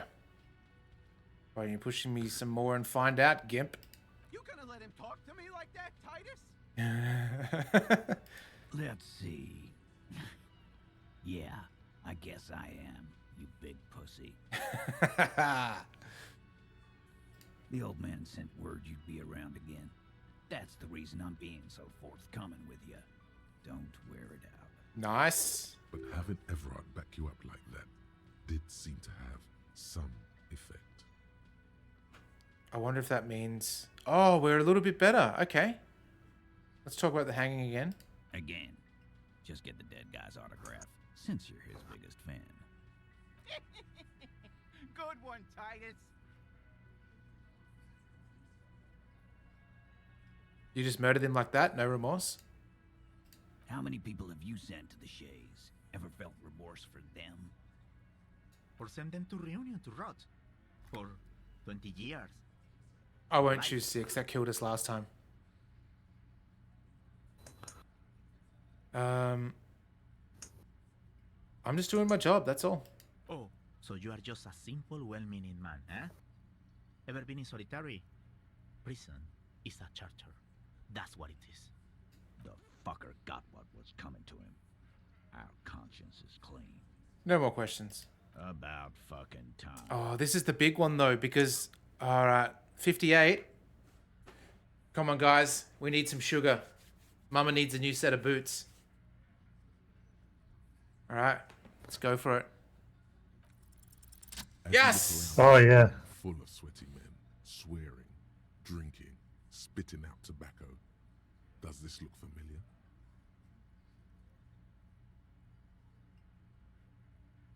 Where have I seen this before? You believe the place was called Precinct 41. It was also filled with, almost exclusively, men, sitting on desks, talking shit and wasting time. I get it, Titus. You guys really are the authority around here. Huh? You must be. You're just like the real cops, drinking beer and sitting around with your dicks in your hand. You got a problem with beer now? Not quite there yet. Push on. All right, Saiku. 1, 2, or 3?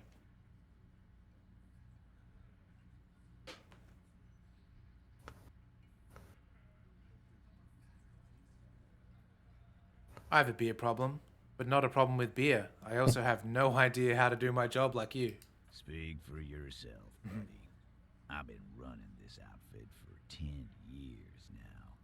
You should have seen Martinez before it started. It was like jam rock now. They didn't see shit, man. Kids getting shot. We had 3 shootings a week. Fucking graffito everywhere. You cops haven't shown up since the 30s.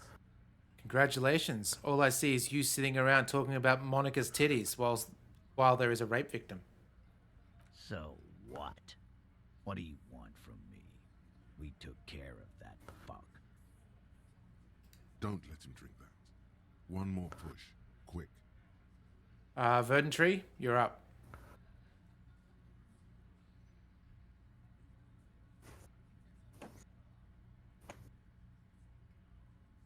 It's not about who did it, it's about the victim. She needs help. Titus? She stops mid-sentence. That's it. You got him. He's going to give it up, but on his terms. Nice. You wanna help her, cop? Fine. I'm gonna let you help her, but you treat her with respect. Okay. If you don't, if you question her, harass her, a freight train of pain, buddy. What's her name? Lacia. I'm on due. She's staying Bless here you. in the whirling in rags. A real pretty Oh, is she the girl upstairs? silvery jumpsuit, blonde. That's I'm on due with an O-U. The one that we flirted with at the very start and it succeeded. Yeah. Shit. Maybe we shouldn't have The girl- flirted with her after she's The girl been through that. upstairs? That can't be her. She knows you drank so hard you forgot you were a cop. Oh, it's her! It's definitely her! It's Miss Oranje, disco dancer! Necktie. I think it was a witness. Composure, we won't do that.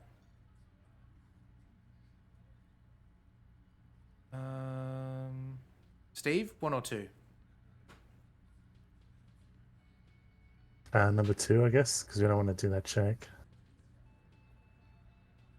Because that check was 3%, right? Yeah. Yeah. Did you say number 2? Yeah, I think so. Okay. Sure. Why not? You've probably seen her around. Oh, shit. Because I guess this is just a force thing to see if we can save a hit. Yeah. You inexplicably add cool after the victim's name, with your eyes bulging like some wild beast. Your fingers are fidgeting and sweat starts forming on your brow as Titus looks at you oddly. It's like a scene from Brooklyn Nine-Nine. Yeah, I was thinking that, like, cool. I don't understand what's so cool here. Okay. 1 morale's not too bad.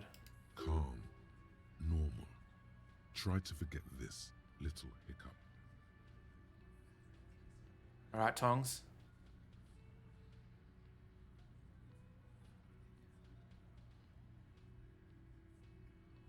Your choice, Tongs. Yeah, Kim's pretty good. Although he didn't let me get the shoes. So.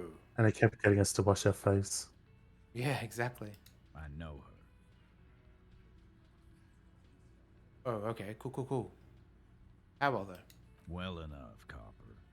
We party. She's been here for a few months. Oh, she's not from here? You mean Revachol? Nah. Our Miss Aranye disco dancer is an immigrant or a drifter of some sort. Been staying over here over the winter. Don't you give her any more trouble.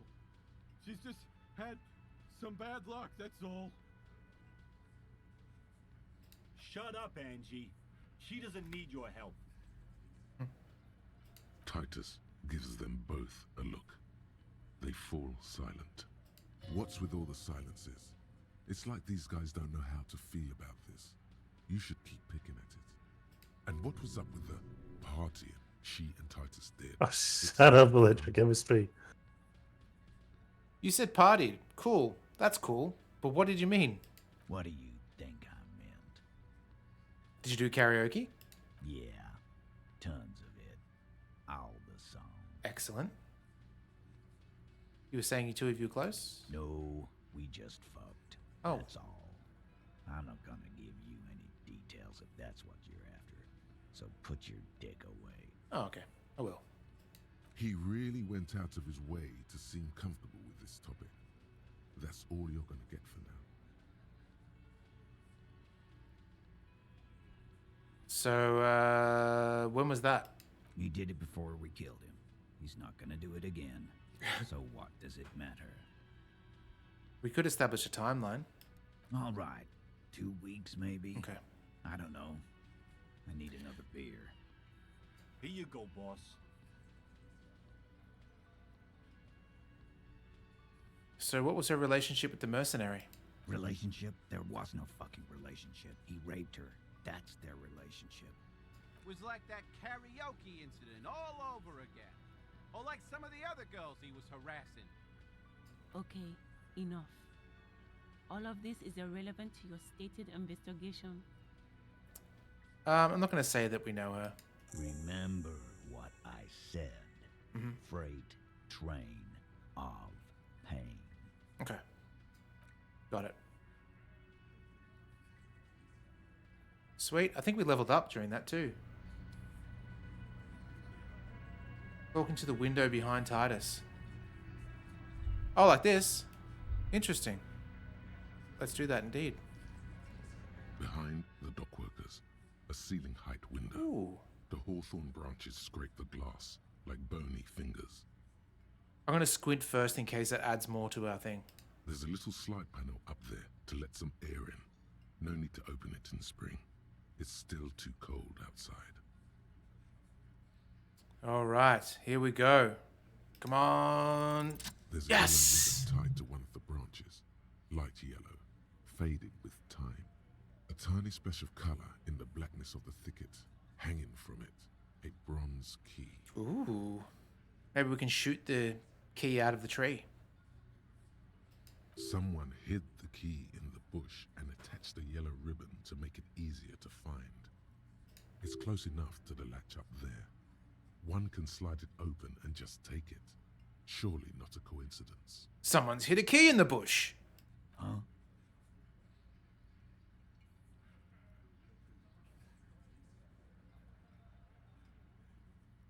Titus, can you please hand the key to me?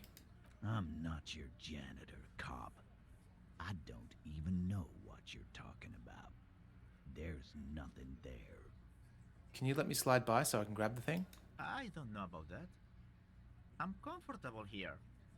Don't think any sliding would really help right now. Sorry, fucko. Looks like you're gonna have to go bush diving. Good fucking luck with that. The Hawthorne's got a bitch of a bite. I'm gonna enjoy the sight of you in the bushes out Excellent. there.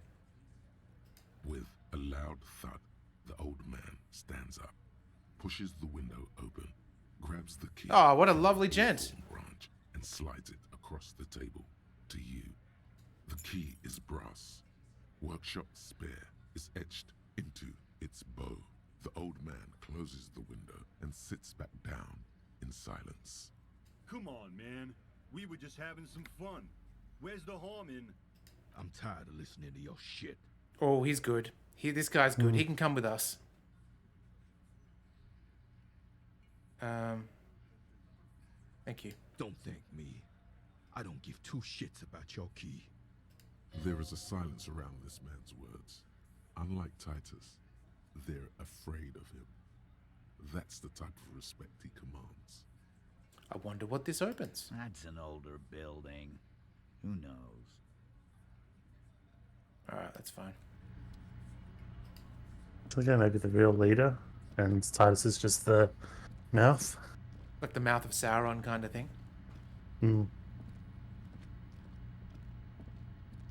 You see a heavy steel door with a prominent dimple lock. It's painted blue. The key fits the dimple lock.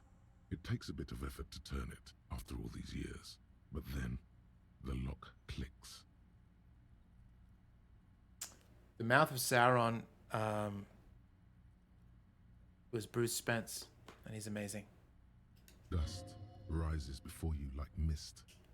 A tomb? Haunted by regal spirits from distant ages. No. Smells like engine grease and cut wood. A workshop. Let's go. Ooh, there's a pinball machine. Okay, cool. Box. $5. Hell yeah.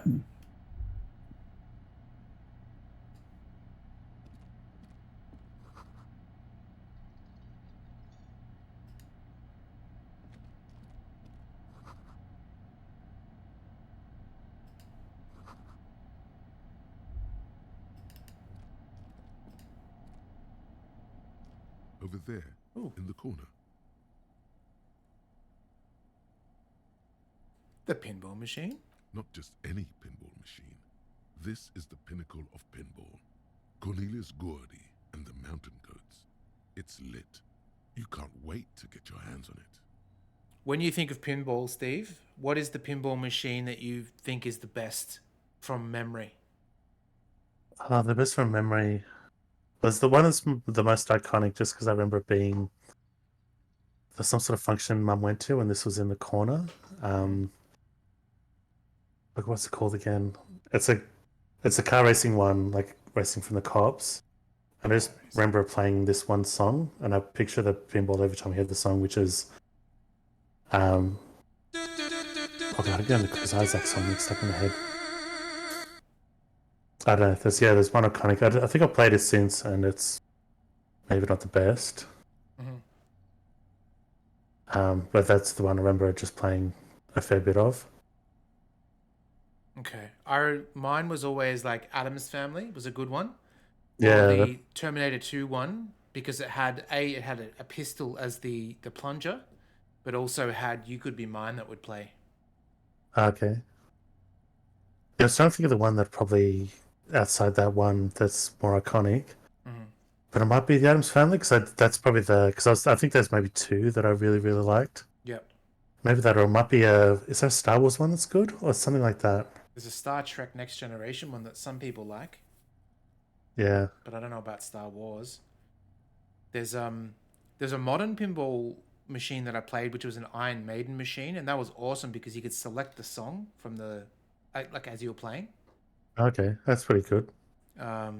And Lisa was playing one at the same arcade that we went to, and for whatever reason she was playing it. It was a Family Guy machine.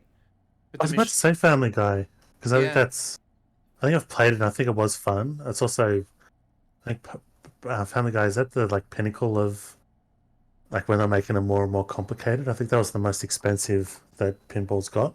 Because of making the machine. I think it was expensive, yeah, because it actually had a mini pinball machine in the machine. Yeah. Okay, that one's maybe the second one. I think that and Addams Family are the two for me. Yeah. In terms of the ones to replay. I'm absolutely horrible at pinball, but man, I love looking at the tables. There's just, I think it reminds me a lot of, remember Mousetrap, the board game? As a kid, the wonder of seeing all the moving parts and stuff. I think pinball's the same way for me. I just love looking at it. I think I've played, I remember Uncle had it, and I remember me and my cousin on the other side played it. I remember we just played one normal game, and didn't like it that much, but the rest of the time we'd just get it out, set up the whole thing, and then run it, and then put it back, rather than actually play it. Let's take a closer look.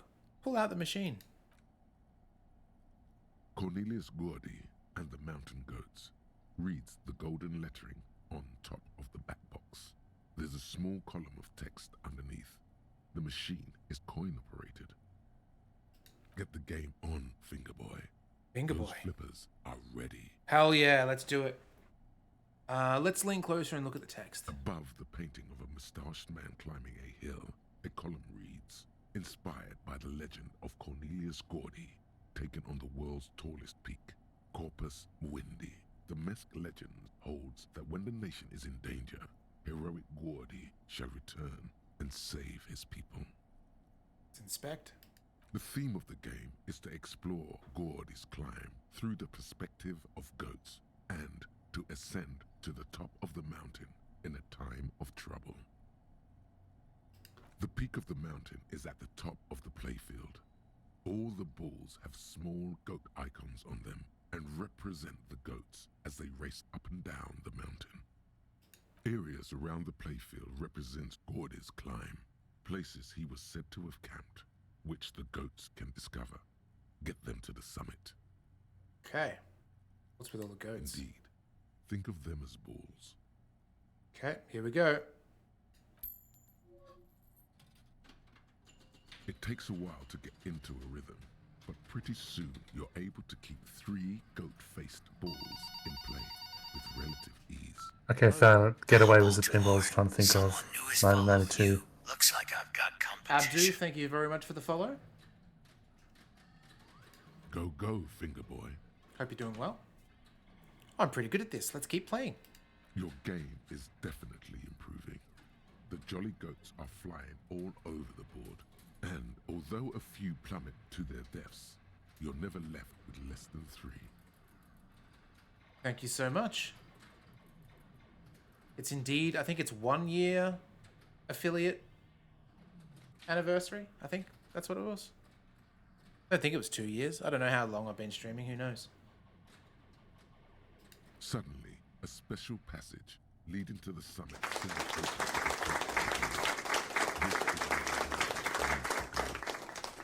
Let's concentrate and aim for the narrow. Yeah, the one I was thinking of plays the song Lagrange by ZZ Top constantly when it's idling. But finally, the opportunity presents itself. One of them gets through. I think Verdant Tree, it's a year of affiliate, but maybe a year non-affiliate. I think, or no, it'd probably be 6 months. I don't know. Who's to say?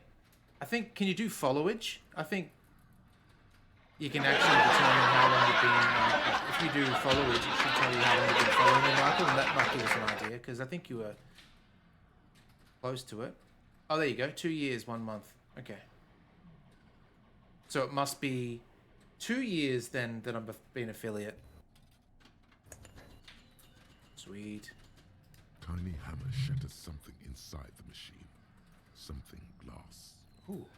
The words "pale rupture" light up on the speaker panel, and the machine starts filling with a thick, milky fog. Something's happening. Oh. Look at this. There's so much fog, you can barely see anything. Some is actually leaking out of the machine. Your goats start slipping, disappearing into the milky nothingness. This can be navigated. The balls leave almost imperceptible disruptions in the fog.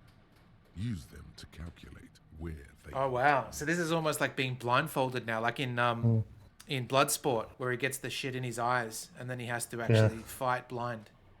You're down to your last goat, going mostly by sound.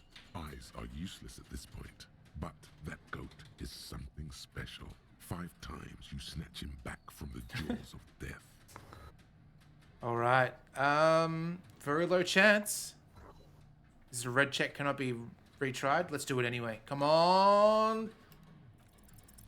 Ah. Can't even see it. That's a pretty high score. We still didn't get it.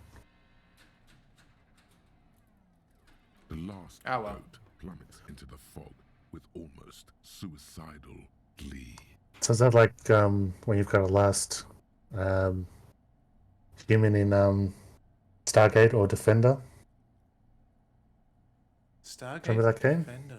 Defender. It's an old Atari game.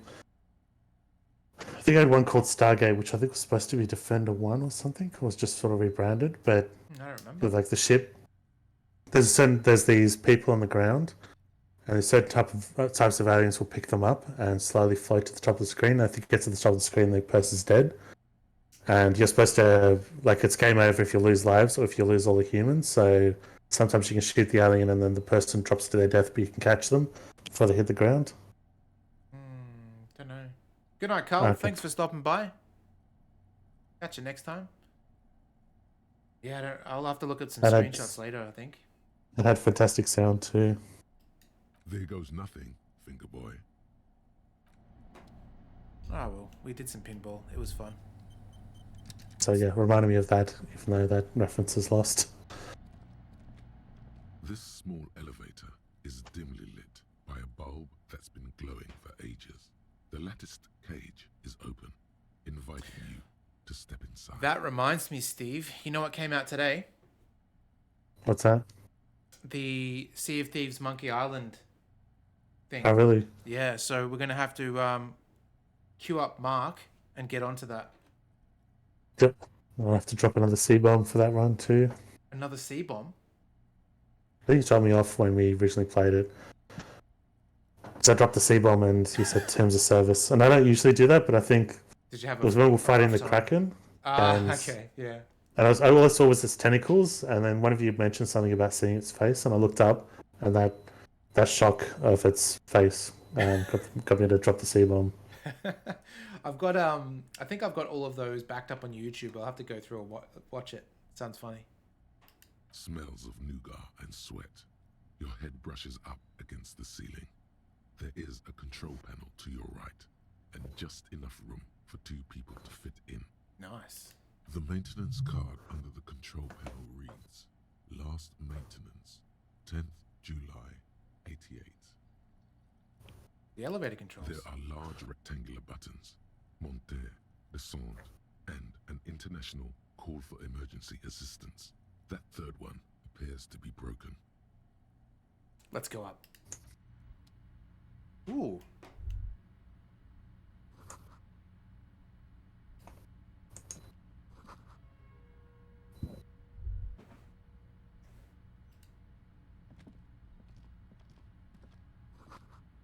It's interesting that this whole section could have been skipped or missed if it hadn't been for us.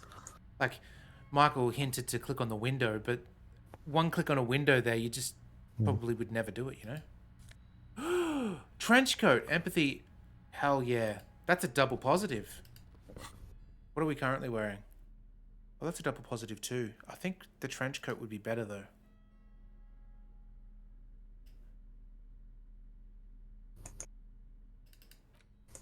Look at that. Stormtrooper in a trench coat. Love it.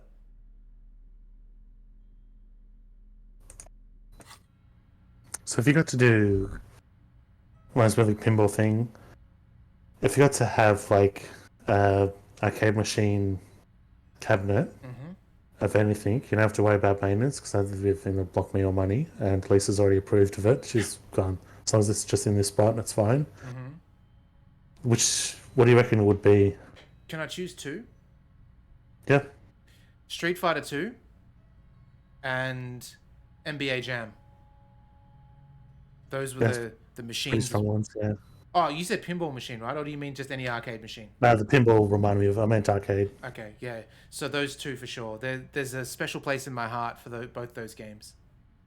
And I was listening to the Jump Bomb, and they talked about flipping one of the pin switches because it's got that really the elastic difficulty, in order to prevent you from winning too much. So you can just turn off. If it's your home machine, you can just turn that off. Some of them talking about NBA Jam for that, which would be cool. NBA Jam was the game in the arcades that cheat codes worked. Not cheat codes in particular, like, you know, you always win, but I remember you could put in particular birth dates and you'd get like Hillary Clinton or Bill Clinton or Will Smith or Jazzy Jeff was another character. There's a whole bunch of like famous people. Yeah, I think that's like a like a storage thing. Like people can just make whatever the module is you replace, and they can just put in whatever characters they want, as long as they draw the sprites, I guess. And yeah, you just swap that in and out.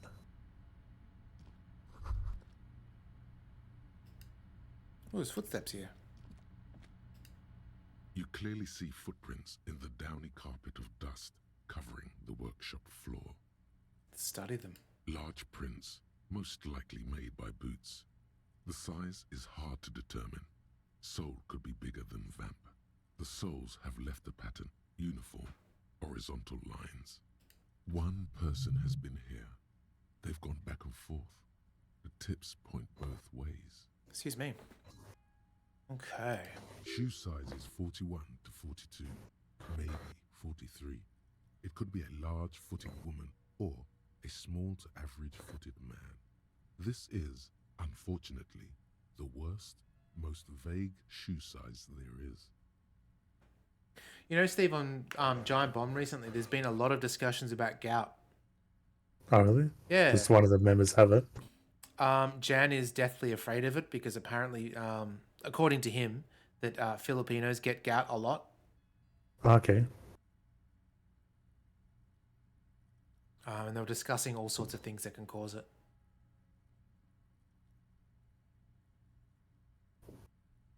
The footprints are of one type. They do not congratulate you for correctly recognizing what type they are not.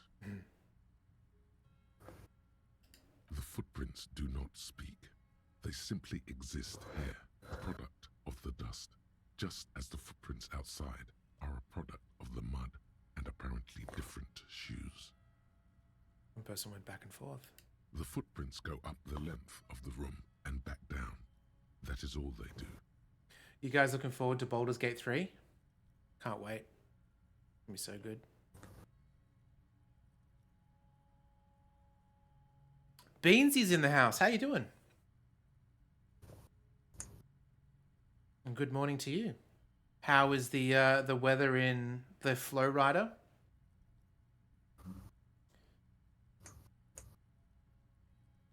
You're gonna stream it?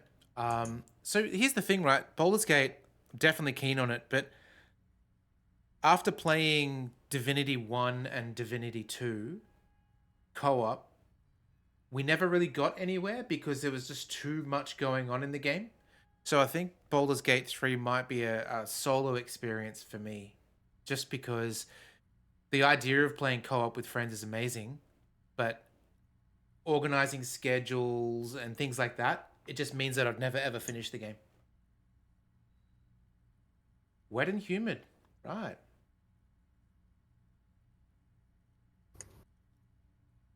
It is too much effort, Vendry, absolutely.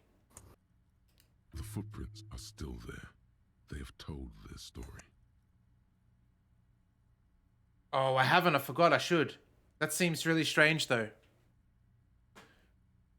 I don't think I'll be doing that in my version of the game. The dust has not settled again where these footprints have been made. The displacement in this dusty hell tells a story. Yeah, Beansy, did that start today or does that start tomorrow? Maybe it's... Because I don't know if it's talking American time or what time, or local time to whoever's got the launcher open. It's I did actually finish the Diablo 4 campaign, and I must say, that is a game that is extremely boring solo, I would say. I enjoyed the game, but it was just so much of a slog to get through it towards the end. Like, 1/3 of it, I wasn't getting any good loot. It was just me seeing the story through to the end.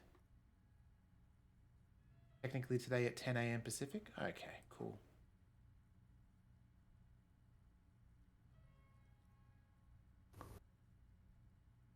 Tongs, you played entirely through Divinity 2? Yeah, I feel that, like, look, Lisa plays some games and stuff, but there's no way she would ever play Divinity, that's for sure. And I think if you're in a household where you can actually play co-op with, like, people directly with you, it'd be much easier.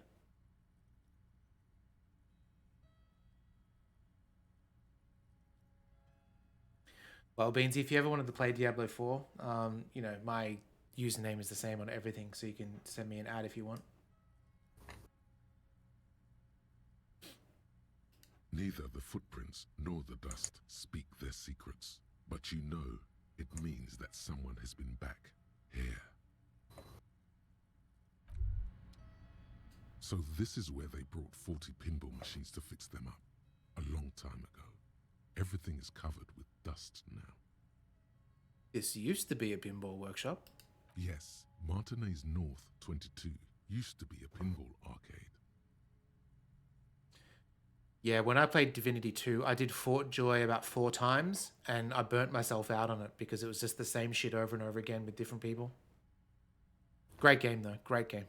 A creak. Some dust falls off a shelf. And it has been forgotten.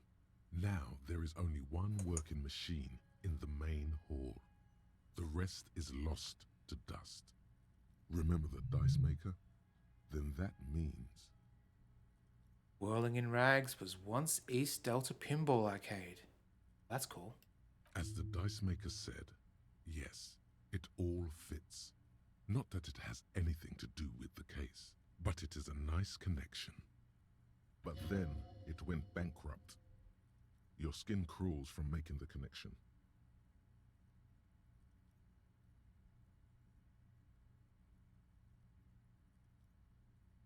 Yes, pinball hasn't enjoyed a heyday for 15 or 20 years.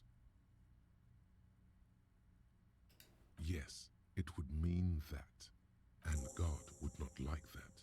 He should probably be made aware that his establishment is part of the neighborhood ghost story. Okay, we can do that. There's a hole in the wall. You see a bedroom on the other side. Hello, people. Jesus, The Steve. door is small but heavy looking. Being too rude about that. From the inside. Oh, hang on. When you say stuff like that, I've got to whip out. Steve once again lives up to his name as the Filthbag Pirate. Yep. Oh yeah, Tongs, it's awful. It's really the nerfs. All it did was make it so the survivability is less.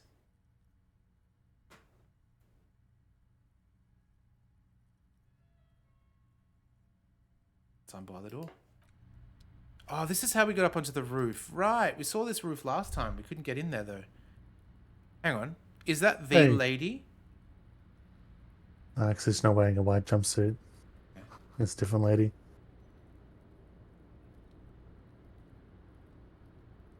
I could be wrong, but I think she's still in her room. Oh, if it is the lady, we want Kim to be with us, right? Just as you look at the flowers, a gust of wind raises them from the roof. Oh, it is? Okay. Yeah, probably don't want to talk to her. Okay, cool. We'll just activate all the shit around her and do it. But we're going to try and catch this flower. Come on. The wind brushes them off the roof. They're gone. Oh, no. Like the snows of yesteryear.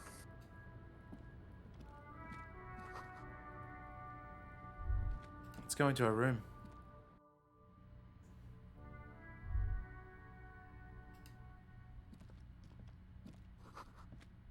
Bed has been hastily made. This window.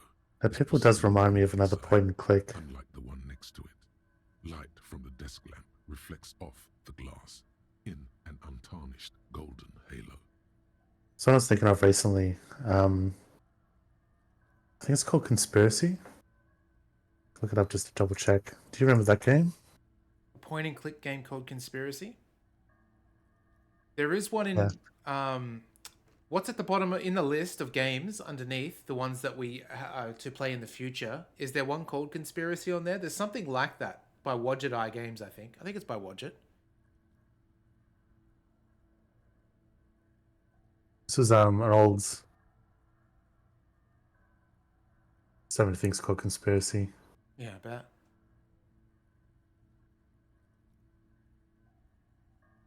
While you're looking that up, Psycho, did you see that, or at least I think it was announced by Wario64 today on Twitter that there's a Survivor game coming out to Switch and PS4 and PS5. It's a budget game, but that could be fun to check out. Yeah, it's like $30 or something. 30 Australian dollars from what I saw. That was re-released as Conspiracy, originally called KGB. Yeah, I haven't heard of it. Yeah, do let That's Lanky know. Yeah, you'll have to ping me a screenshot of it, Steve, so I can see it later on. Let's run our finger along the surface. Smooth as ice. There are spots of mud and rain on the outside, even smudges. But the surface of the window is clear from the inside. No chips, no hairline fractures. Totally. MVP Lisa, I told her about it today, and she tried to look it up, and looking up Survivor game brought up all sorts of shit like Rust and stuff, and she was like, I can't find it. So then I had a look. This window is... There it is.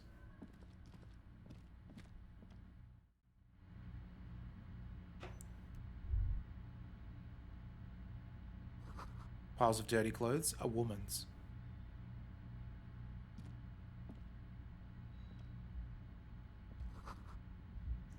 Hotel bill calculations. Okay. What's in here?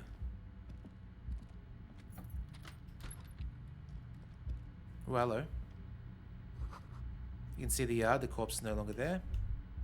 This medicine cabinet is full of wares. Sheets of pills, haphazardly stacked, one on top of the other. There's also a toothbrush somewhere in there. Totally psycho. Yeah, the George season will be good. We've been watching before bed, like as we lay in bed to go to sleep. We've been watching that Come Dine With Me show. Like, it's pretty trashy, but it's some good entertainment before you catch the Zs. Oh, sorry, the Zs. Pharmaceuticals line the shelves, sheet upon sheet of pill bottle next to pill bottle. Acetylic acid, APAP, eye drops, blood thinners. Search the pill sheets. Among some foreign, probably Messinian, Ooh. Gotwaldian, marked red blister packs you find. What do you find? This is going to take a little know-how. All right. I think we're going to... Let's see if there's anything more. A bright orange bottle with Preptide stamped on it. In sunny, happy letters. Jackpot, baby. That's the stuff you're looking for. Your palms begin to sweat just holding that little plastic container. Just take it in plain sight. Feels like gold in your hands. Light and precious. Search bottles. Pill bottles rattle like bones as you search the cabinet. Paracetamol, histoperidol, something in a foreign language you can't read. Behind them, an unusually shaped nasal spray. Its label reads, Nacra. It's been used quite a lot, but not for scrubbing blood off towels, or anything else interesting, it seems. Anything else? This medicine cabinet. Nope.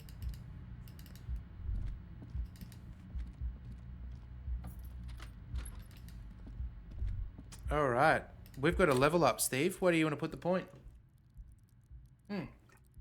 Or do we want to do... Is it someone else's turn? We could also do this as well. Like, unlock one of these things to have another thought. Actually, let's give it to Beansy. Beansy's in here. Here's the option, Beansy. You can either unlock one of these diamonds, which allows us to like investigate something. This will basically give us permanent stats in a kind of weird way, or we can just add points into our values here. So we've been basically where we've been doing it is perception. So we're a really, really good cop, but just really shit at our people, like dealing with life.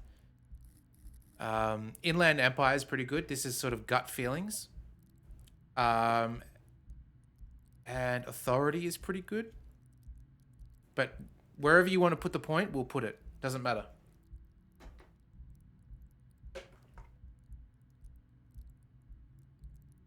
Inland Empire? Okay.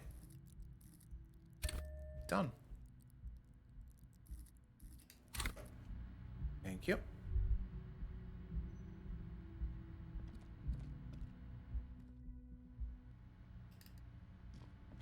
Okay, we're going to let Gart know that it used to be a pinball machine place. can I help you? God, I saw Another something. thing. Great. I love those.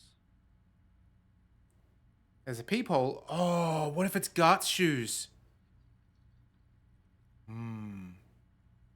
We'll do 4 in a second. What if I told you there was a back room behind the blue steel door? Oh, okay. Well, I did hear you make noise back there, so good for you. Aren't you going to be asking me what's behind there? Okay, what is back there? Pinball machines. A pinball workshop. Ha! I knew it. I've always wondered where those machines by the door came from. And they told me there was some kind of pinball thing here too. I knew it. Were there any back there? In working order, I mean. Why? Do you want to play? Because I might be up for a game. No, I was just wondering if you found pinball machines there.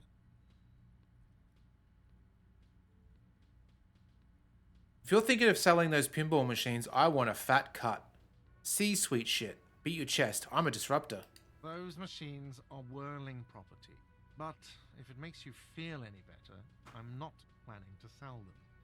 It wouldn't hurt to get a little life in here. Other than the hellish karaoke machine. That one's always causing trouble. Yeah, those numbers he's adding up must be making good sense to him right now. Sounds like he cares about the place. He's not going to be overjoyed to hear that it's part of the doomed commercial area. He should still know. You have to be forewarned about these things.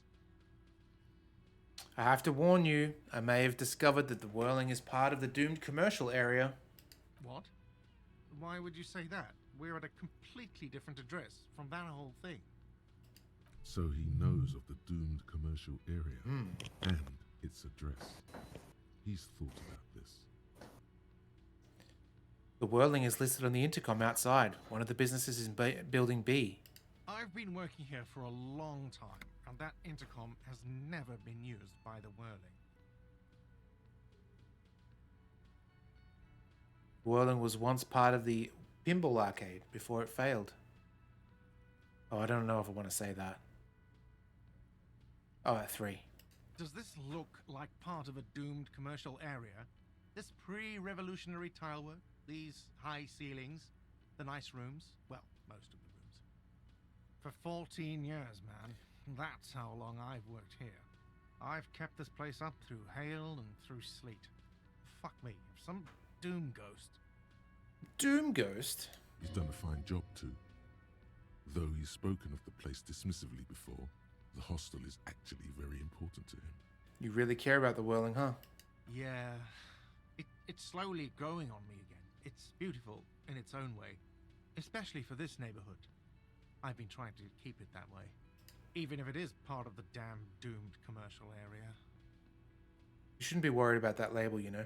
I don't place much stock in the curse and so on, but the label frightens the clientele. Who wants to stay at a doomed hostel? Everything's doomed enough without that. Steve, you reckon you'd stay in a place that was advertised as haunted? Have once, but I didn't know it was haunted. It was only after I booked. I think maybe when I was there. It's the one I said. I think I told the story, but there's a couple of weird things did happen one night. But so I technically have, but I didn't know it when I booked it, and I don't know if it would have swayed me because I don't really believe ghosts. Are you like me in the sense that my brain knows that ghosts don't exist, but my heart kind of wants them to exist to add excitement and pep? That sort of don't want them to exist. Oh, just double down. Brain, heart, Yeah. no. Okay.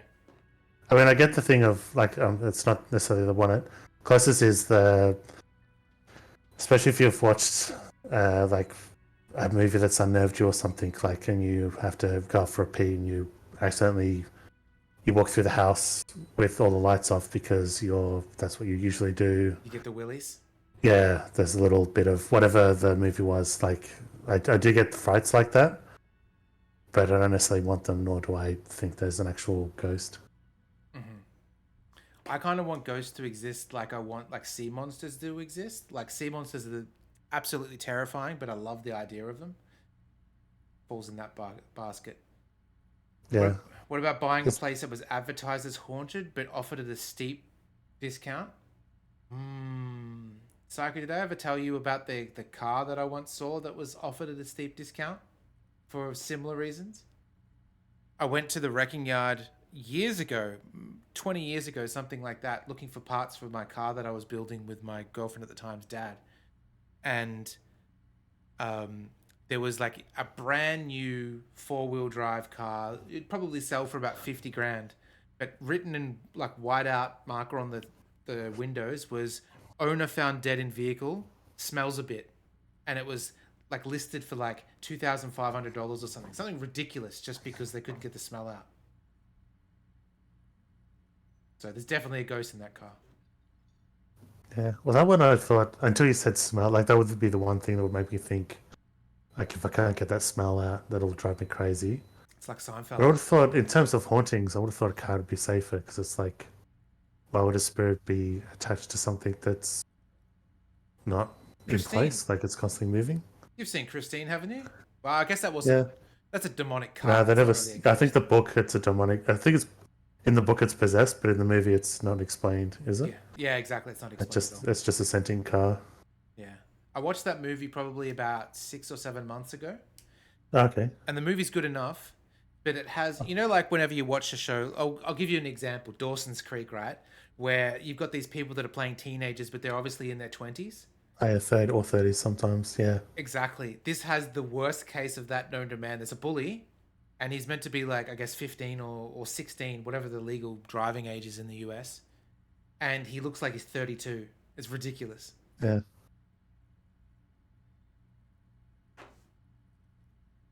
And it's like that. There's a scene from Scary Movie where, like, one of the guys goes, "What if we're in a scary movie right now?" And they're all a bit freaked out, and then they start laughing. He goes, "No, if we were in a scary movie, we'd be 30-year-olds." Yeah. Scary Movie 1 and I think number 2 are really good, and then everything after that was completely downhill. Yeah, they slowly progressed downhill, and then everything to do with the comedy team was shithouse after that. I think the nail in the coffin was half pun is Vampires Suck. I remember watching that and realizing that was the end, because like with Vampires Suck, you would have thought there'd be a whole bunch of vampire movies. Like usually, like the scary movies, there's one that's like the central theme. One horror movie is a central theme, but they bring in a whole bunch of references. Vampires Suck was literally just quickly rushed out after the release of Twilight, and it was just Twilight stuff. Is that the There was Leslie like no Nielsen Blade. The which one? The Leslie Nielsen vampire No, that's movie? Vampires Suck. Vampires Suck is the... Oh, wait. No, Leslie Nielsen one is...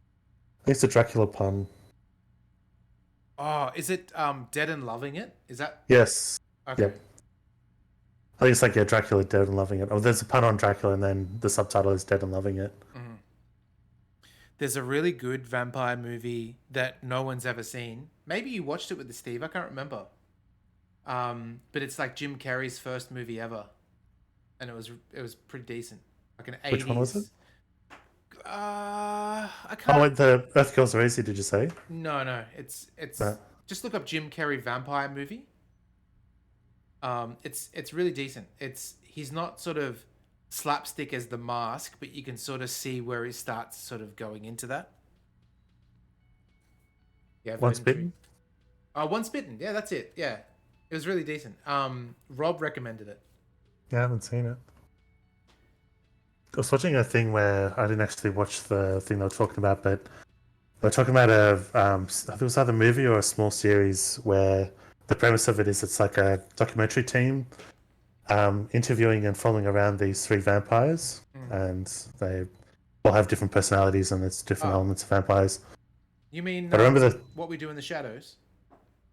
might be, I don't remember the name. So good.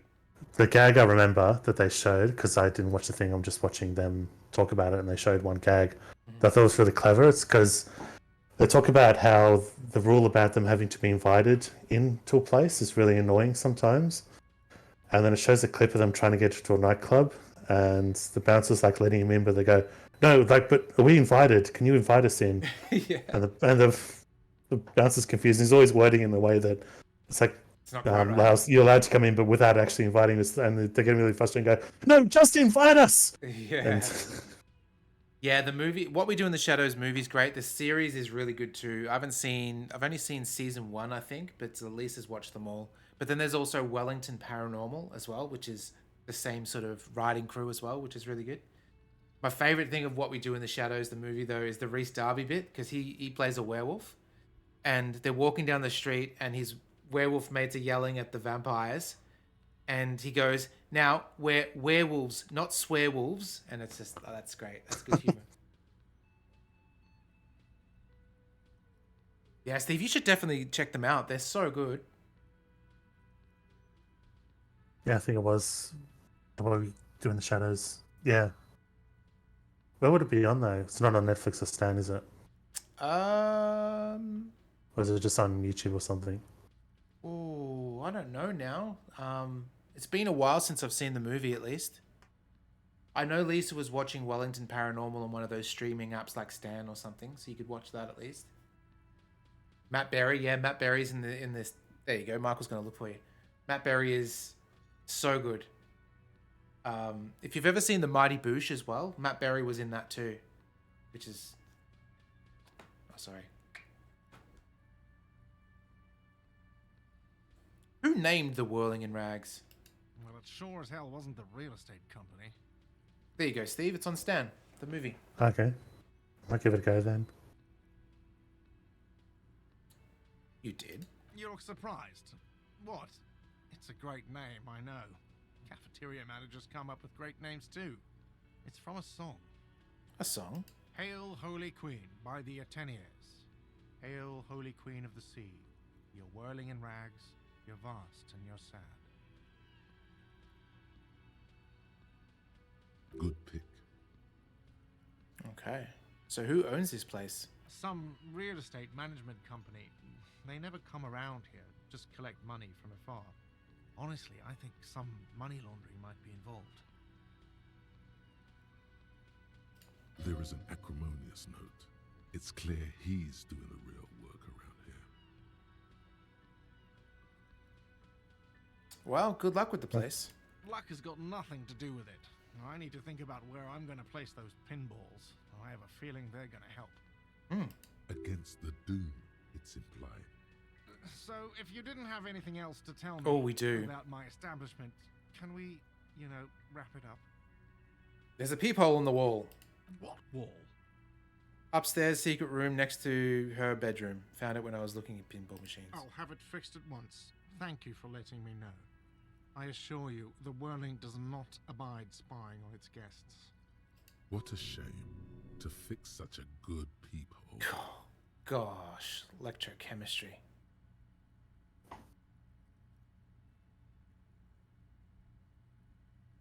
All right, you've been notified. Thank you. I'll patch it up personally. Was there something else about the establishment? I hope not. Yes? Nope. I'd like to watch Good Omens. So I watched The Sandman recently. Don't know what Good Omens is. It's by the same writer, but it's got two actors I really like, David Tennant and Michael Sheen. Not related to any other Sheens. Yeah, I know Michael Sheen. He's all right. Yeah. What else is there? There's Twisted Metal. Looks like shit. I will try it out though, because it's on Stan. It's being advertised to come out on the 27th or whatever. But man, it looks like shit. Have you seen the trailer to that, Steve? Which one was it again? Twisted Metal, based on the PlayStation 1 game. Oh, okay. No, I haven't heard anything about it. What comes to mind is what's that the adult cartoon? Heavy Metal. Oh, yeah. 2000. But yeah, I'm assuming it's something different. Yes, it's remember the car combat game on PlayStation 1? There's like Sweet Tooth, which was an ice cream van with a clown head on top. Yeah, the only thing I know of it is it's the very first quick look that Dan Reichert did on Giant Bomb was Twisted Metal. That makes sense. That's the first and only time I've seen it.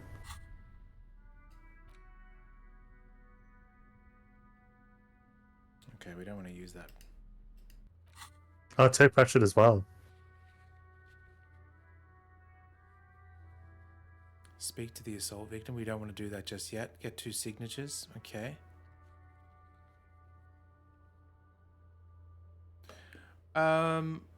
Michael, where should we... Okay, we've done a lot today. I mean, we've done a lot of shit talking as well, which is great.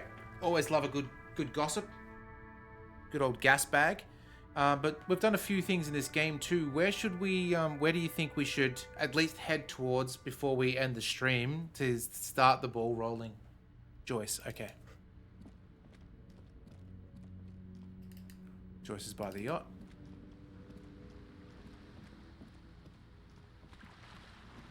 I watched on the stand there was this TV series called From, which has the dude that played Michael in Lost. And that started off well, but the acting was shithouse.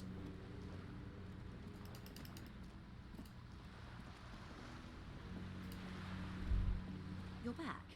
Good. What can I help you with? Actually. Oh, I don't have the thing around my head. Okay. You're back. Good. What can I help you with?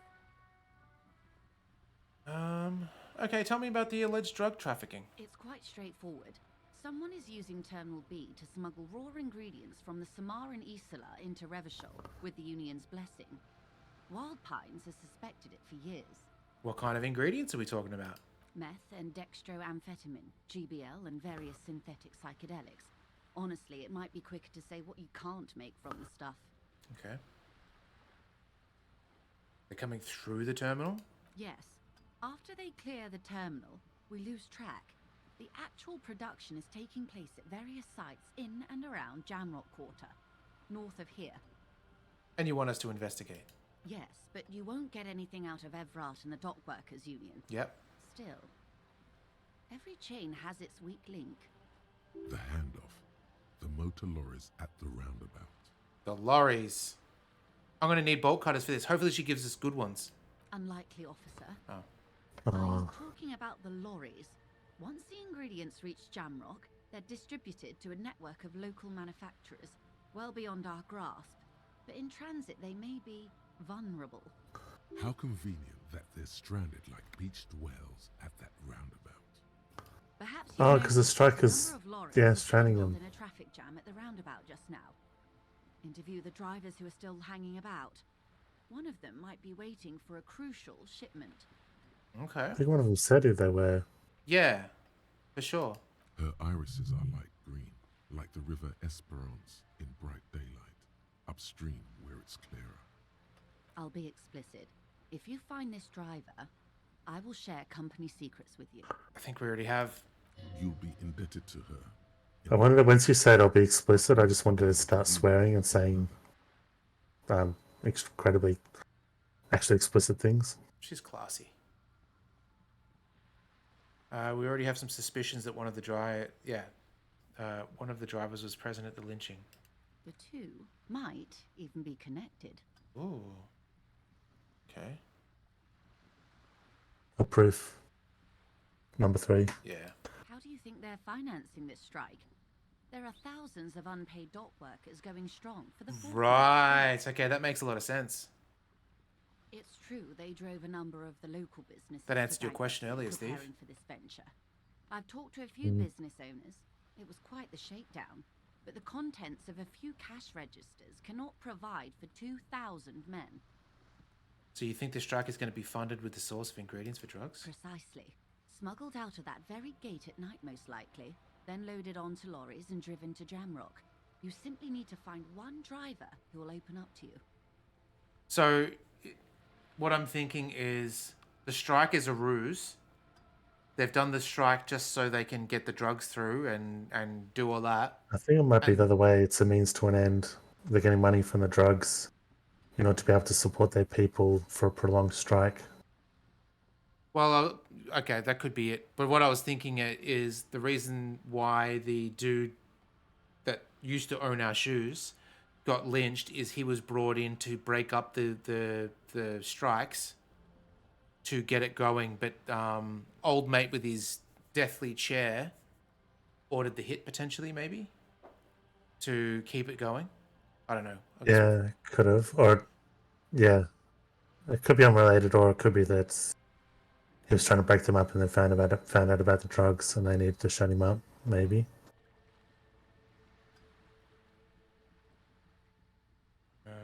Why didn't you come to the RCM? We did, on more than one occasion. Apparently, there's some sort of inter-precinct disagreement about whose jurisdiction this area falls under. All this talk about jurisdictions is really cramping my style. I just want to get to the bottom of this. Well, here's your chance. There's no sounds like- coincidences that the lorries are stranded, is there? She sounds like a bit like Diane from Hitman. Mhm.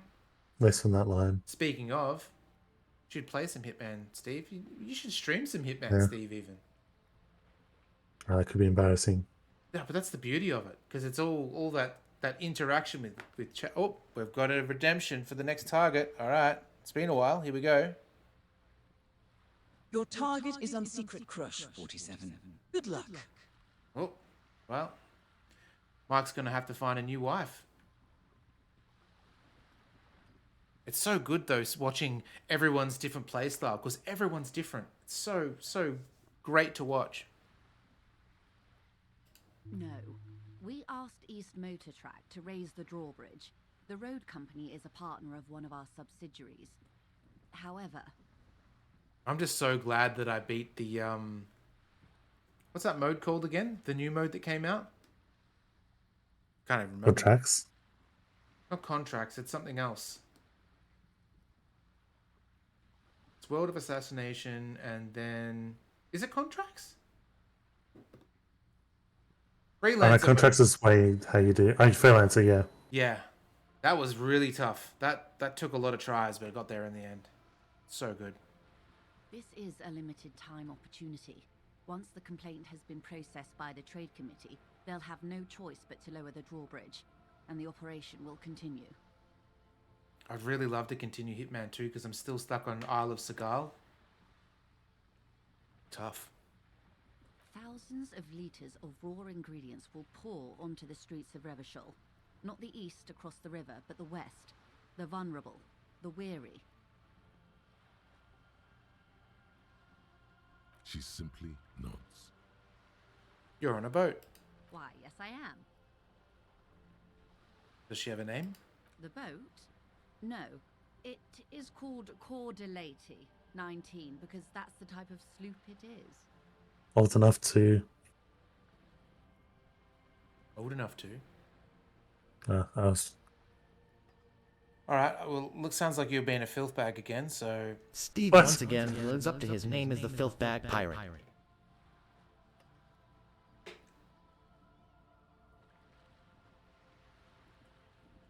The word "it" feels strange.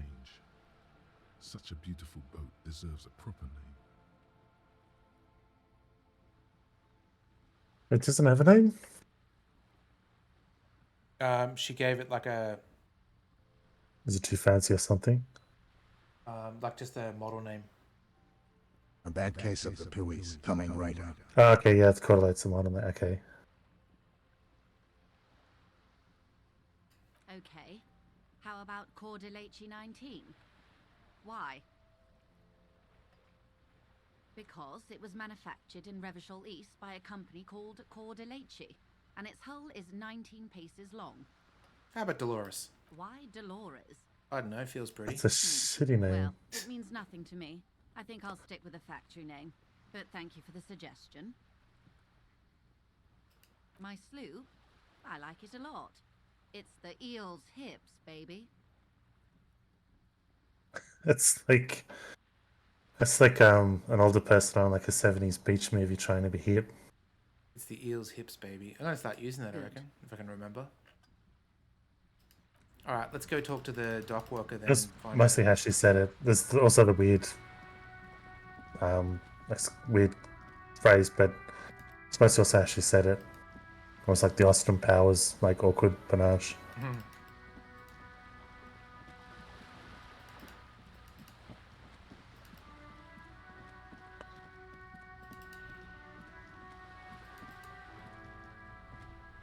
Yeah, that's a Vinny tossing the knife That's the first thing I remember with those quick looks, but then also the way... Because he managed to successfully do it as well. Despite that huge fuck up, everything just went to chaos, and he somehow pulled off the assassination. Still here, stuck in this damn I'll be jam, thinking of are you? another moment and combining the two. Care to spare some change? Huh? Oh. No, I ain't got any money. They don't want to pay for unfinished work. They who? The bosses, man.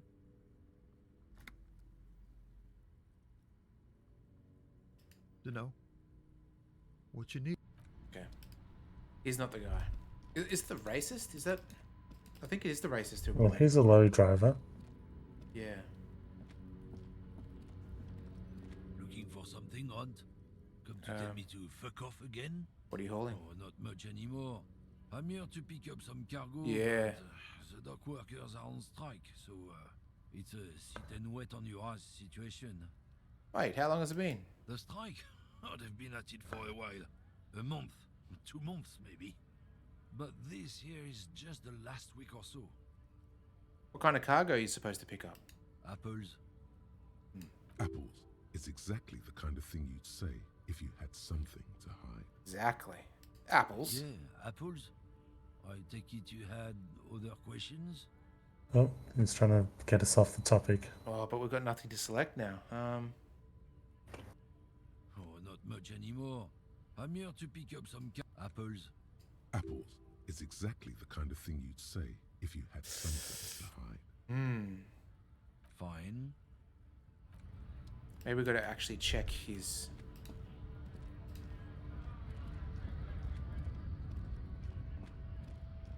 A lorry stuck in the traffic jam.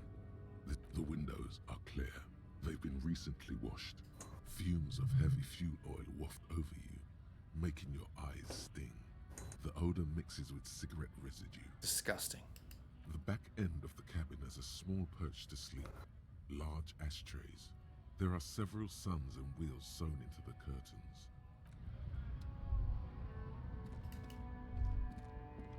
We check any of the other lorries?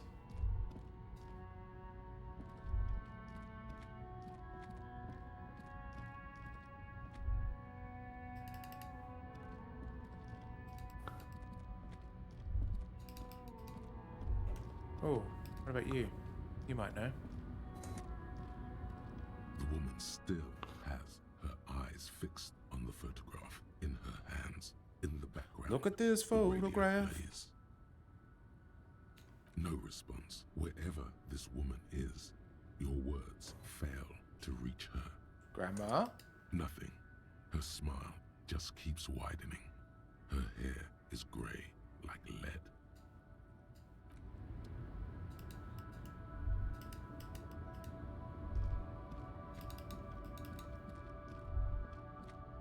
Can't check the lorries themselves.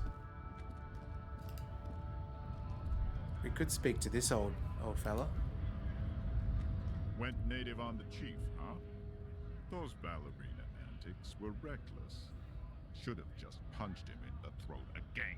No way. You see what we did? That was the coolest move ever. We did a fucking spin kick on him.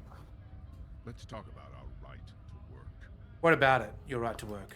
You here to fuck with us? Beat the honest worker down? No. Good. We're fighting for a cause here. Right to work!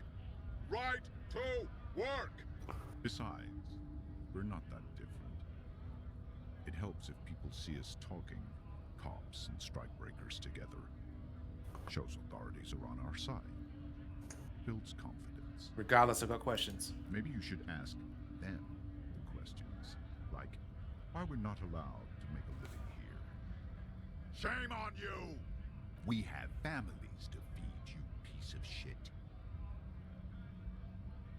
So do we, Scott.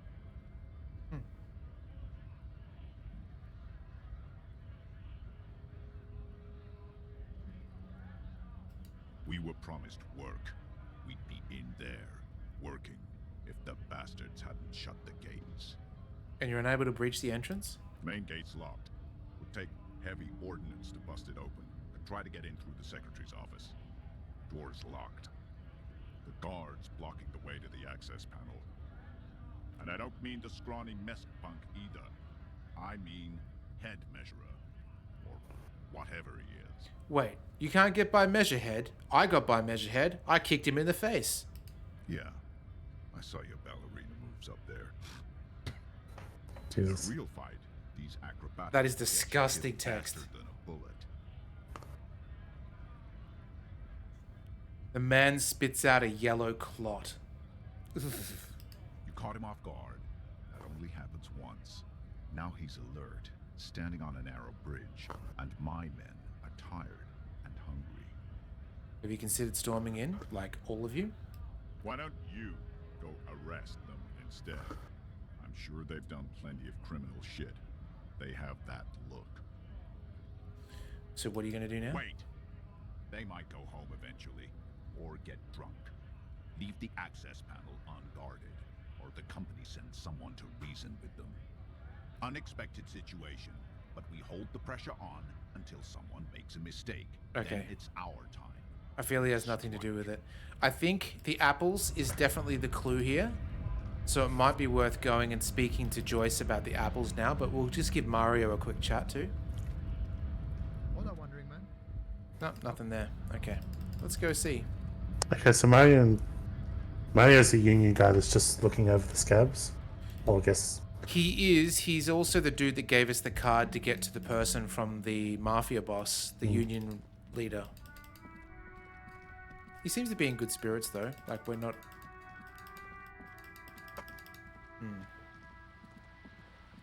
There's two other lorry drivers. Are you serious? I didn't see them anywhere. Well, there was old mate that we asked for change. And he had not... This guy here. Towards the south. Let's have a look.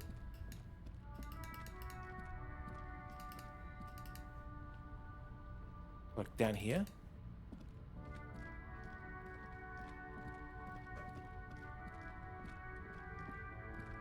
Oh, this bastard that tried to sell us the fake Ray-Bans.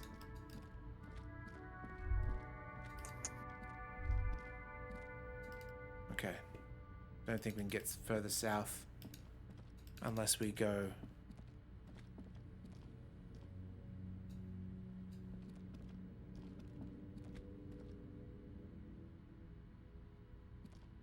Oh, you mean that this dude? He's a lorry... I guess he would be a lorry driver. He's a piece of shit. That's what he is, though. You see a Samaran street vendor surrounded by a motley assemblage of goods. When he realizes you're looking at him, his face breaks into a wide, welcoming grin. The name Sileng is embroidered over his breast pocket. Happy shopping, officer. Everything's cool here. What's so cool? Everything's cool. The goods are cool. The customers are cool. The place is cool. And one more thing, officer. You're very cool. Bang, bang, bang, bang. Whether I'm cool is unimportant. I have police questions for you. You're right, officer. 100%. No playing around then. Strictly business. Maybe I can interest you in some premium menswear instead. What's the worst that can happen? Maybe he gives us some cash? Let's do it. No need to dress this one up. Oh. Just tell him what you want. I want your money now. Snake eyes. Oh, okay. But why, officer? I don't know. I was only doing the thing that popped into my head. I need to... Oh, yeah, that one. Ah, yes. Money is very important. You see, I'm an honest entrepreneur. I can't help you if you don't give me a good reason as to why I should. The food packages you were selling have humanitarian aid written on them. How come? You mean these delicious pre-packaged shelf-stable meal kits? Really easy to cook, no hassle, really cheap too. Buy some, try them out. No hassle. There's a little of a hassle here, it appears. A moral hassle. I think one said not for resale. No problem here, officer. I get all this from one of my suppliers, an extremely reputable guy. The Humanox. What? Look, officer, I'm just a retailer. You would have to talk to my supplier if you got questions about the supply chain. That's how the game works. Can we do this again? We can. But let's do this again in a second. What kind of stuff are you selling? Only the coolest goods in Revachol. I've got sneakers, speakers, extremely comfy pants too. Try them on right here. No shame, only freedom. Is there a discount for cool officers like me? No need for discounts at ceilings, officer. Everything's already on sale. Anything you want, 50% off. But did he first mark them up 100%, just so that he could put them on sale? Those really for sale, or did you mark them up? My man, you know how the game is played. You and me, we should work together. What do you think? Shake things up? Do you have a permit? Good joke, officer. Here we don't have permits. Just economic freedom. Take a look around. You glance around the decrepit buildings, the miserable weather, the sidewalks strewn with sunflower seeds and a dust-choked air. It's beautiful. Beautiful freedom. Sweet, no permits mean less work for me. Let's move on. That's right. Revachol is the best place for an independent self-employer like myself. That's why it's so cool with all the models coming here and cool celebrities. Where'd you get those comfy pants? I'm an entrepreneur, officer. I've got sources, buyers, suppliers, distributors, manufacturers, wholesalers, all extremely cool and above board. Alright then, let's talk about something else. Anything for you. What are you selling, Seleng? Me? It's a boring story, officer. Who cares about the past? I'm all business now. All Revachol. You're not a local, are you? Very sharp, officer. I'm Serais, from the Sigai province of the Serais Empire. The apricot suzerainty, you know? Apricot suzerainty calls to mind an era when the Sigai archipelago was colonized by Revachol. It's a bit of a slur, in other words. Isn't that name kind of insensitive? Very cool. I admire your awareness of our intertwined histories. It's super nice of you to apologize for colonialism, but the apricot suzerainty is a shithole. That's why I left. I don't know why I'm talking about this. No, it's very cool, officer. You're a cool cop for caring about those things. You should buy cool glasses too. Nope. Come on. Start with a little compliment, then work your way up from there. This is about business, remember. Hey, you seem really successful. Would you like to support a member of the local police force? Oh, okay. But why, officer? Think of it as an investment. An investment? What kind of investment? Beansy? What kind of investment indeed? What are we going to choose?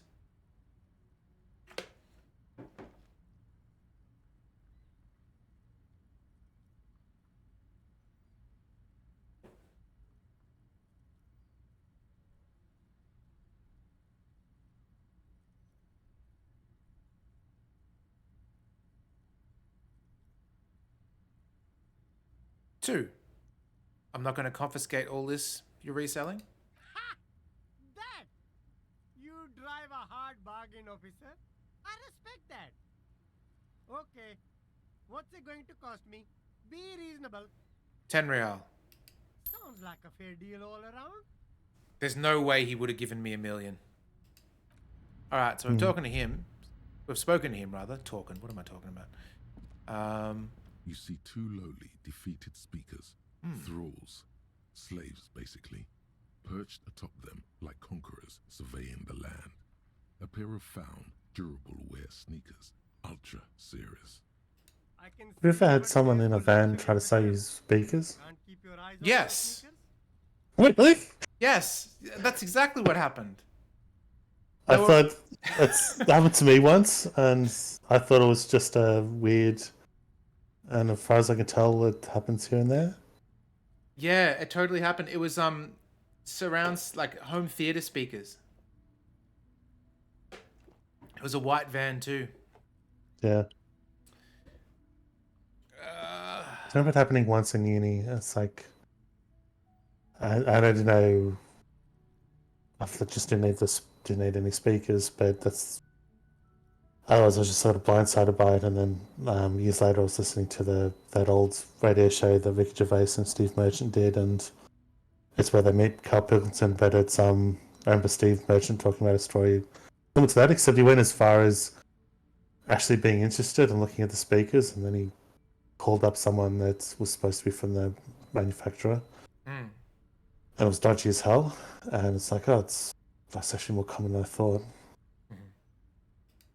I don't know why that would be a thing. Like, why speakers out of everything? Like, is there are they sourcing it? Like, how are they sourcing it, and why is there enough demand for them to be able to offload them from like driving around in a van?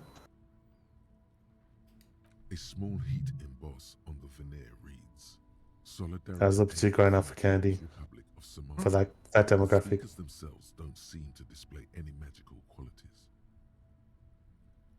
No, don't look at the speakers, officer. Look at the sneakers. The sneakers are the stars here. What about the speakers, though? Doesn't anyone want those speakers? These, officer? These speakers are Samaran garbage. I'm ashamed to even use them for props. Don't waste your time on them. Can't I just buy them? No way, officer. These aren't for sale. They're bad speakers. Low-fi social... I guess, yeah, if you're breaking into a house, that's probably one thing you can sort of lift that's not the easiest, but also probably the biggest bang for your buck. That's why I want them. No, officer.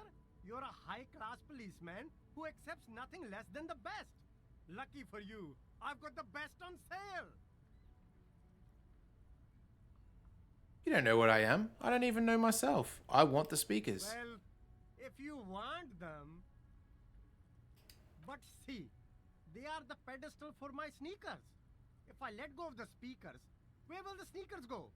I can't leave premium lifestyle sneakers on the ground. If, on the other hand, you wanted to buy the sneakers too, I could maybe throw in the speakers for little extra. 50 cents? Damn, so you have to buy the sneakers first. A pair of Faun Ultras. The design is impossibly sleek and simple. A futuristic silhouette with a sleek monochrome colorway. Especially if Kim comes back to find a web-blown drug trade wide open. Those sneakers, mister. Those sneakers are the latest Faun sneakers. 50 real? Get the fuck out. Super cool. Only 50 real. Only? That's madness. That is madness.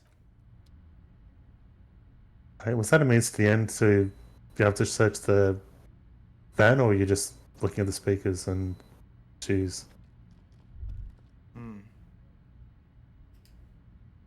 I don't want to talk to this guy anymore. There are clothes inside. Cheap second-hand clothes. Don't be shy. These are premium class clothes. Save the economy. That sounds off. Michael, do we need to continue talking to him, or can we move on from this guy? We have talked. Oh, okay. We'll do that, and then we'll save it. Just bounce it between one horrible person to the other. Or one person we don't want to talk to the other person.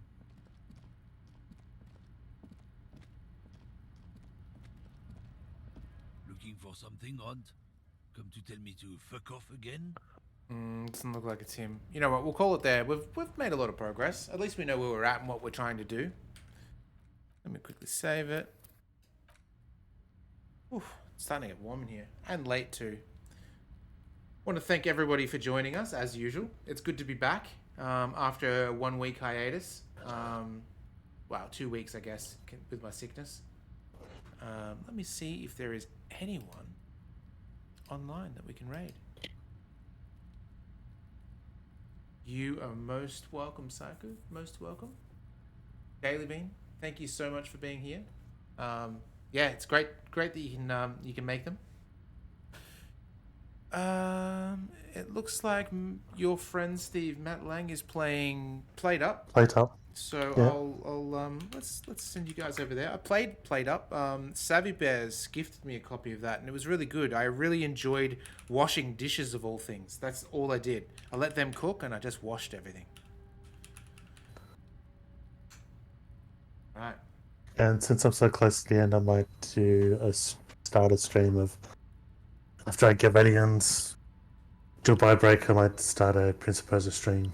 Excellent, because I haven't caught any of them because you streamed too late. You're suddenly like, 12:30, let's stream. It's like, fuck, man, I'm asleep an hour ago.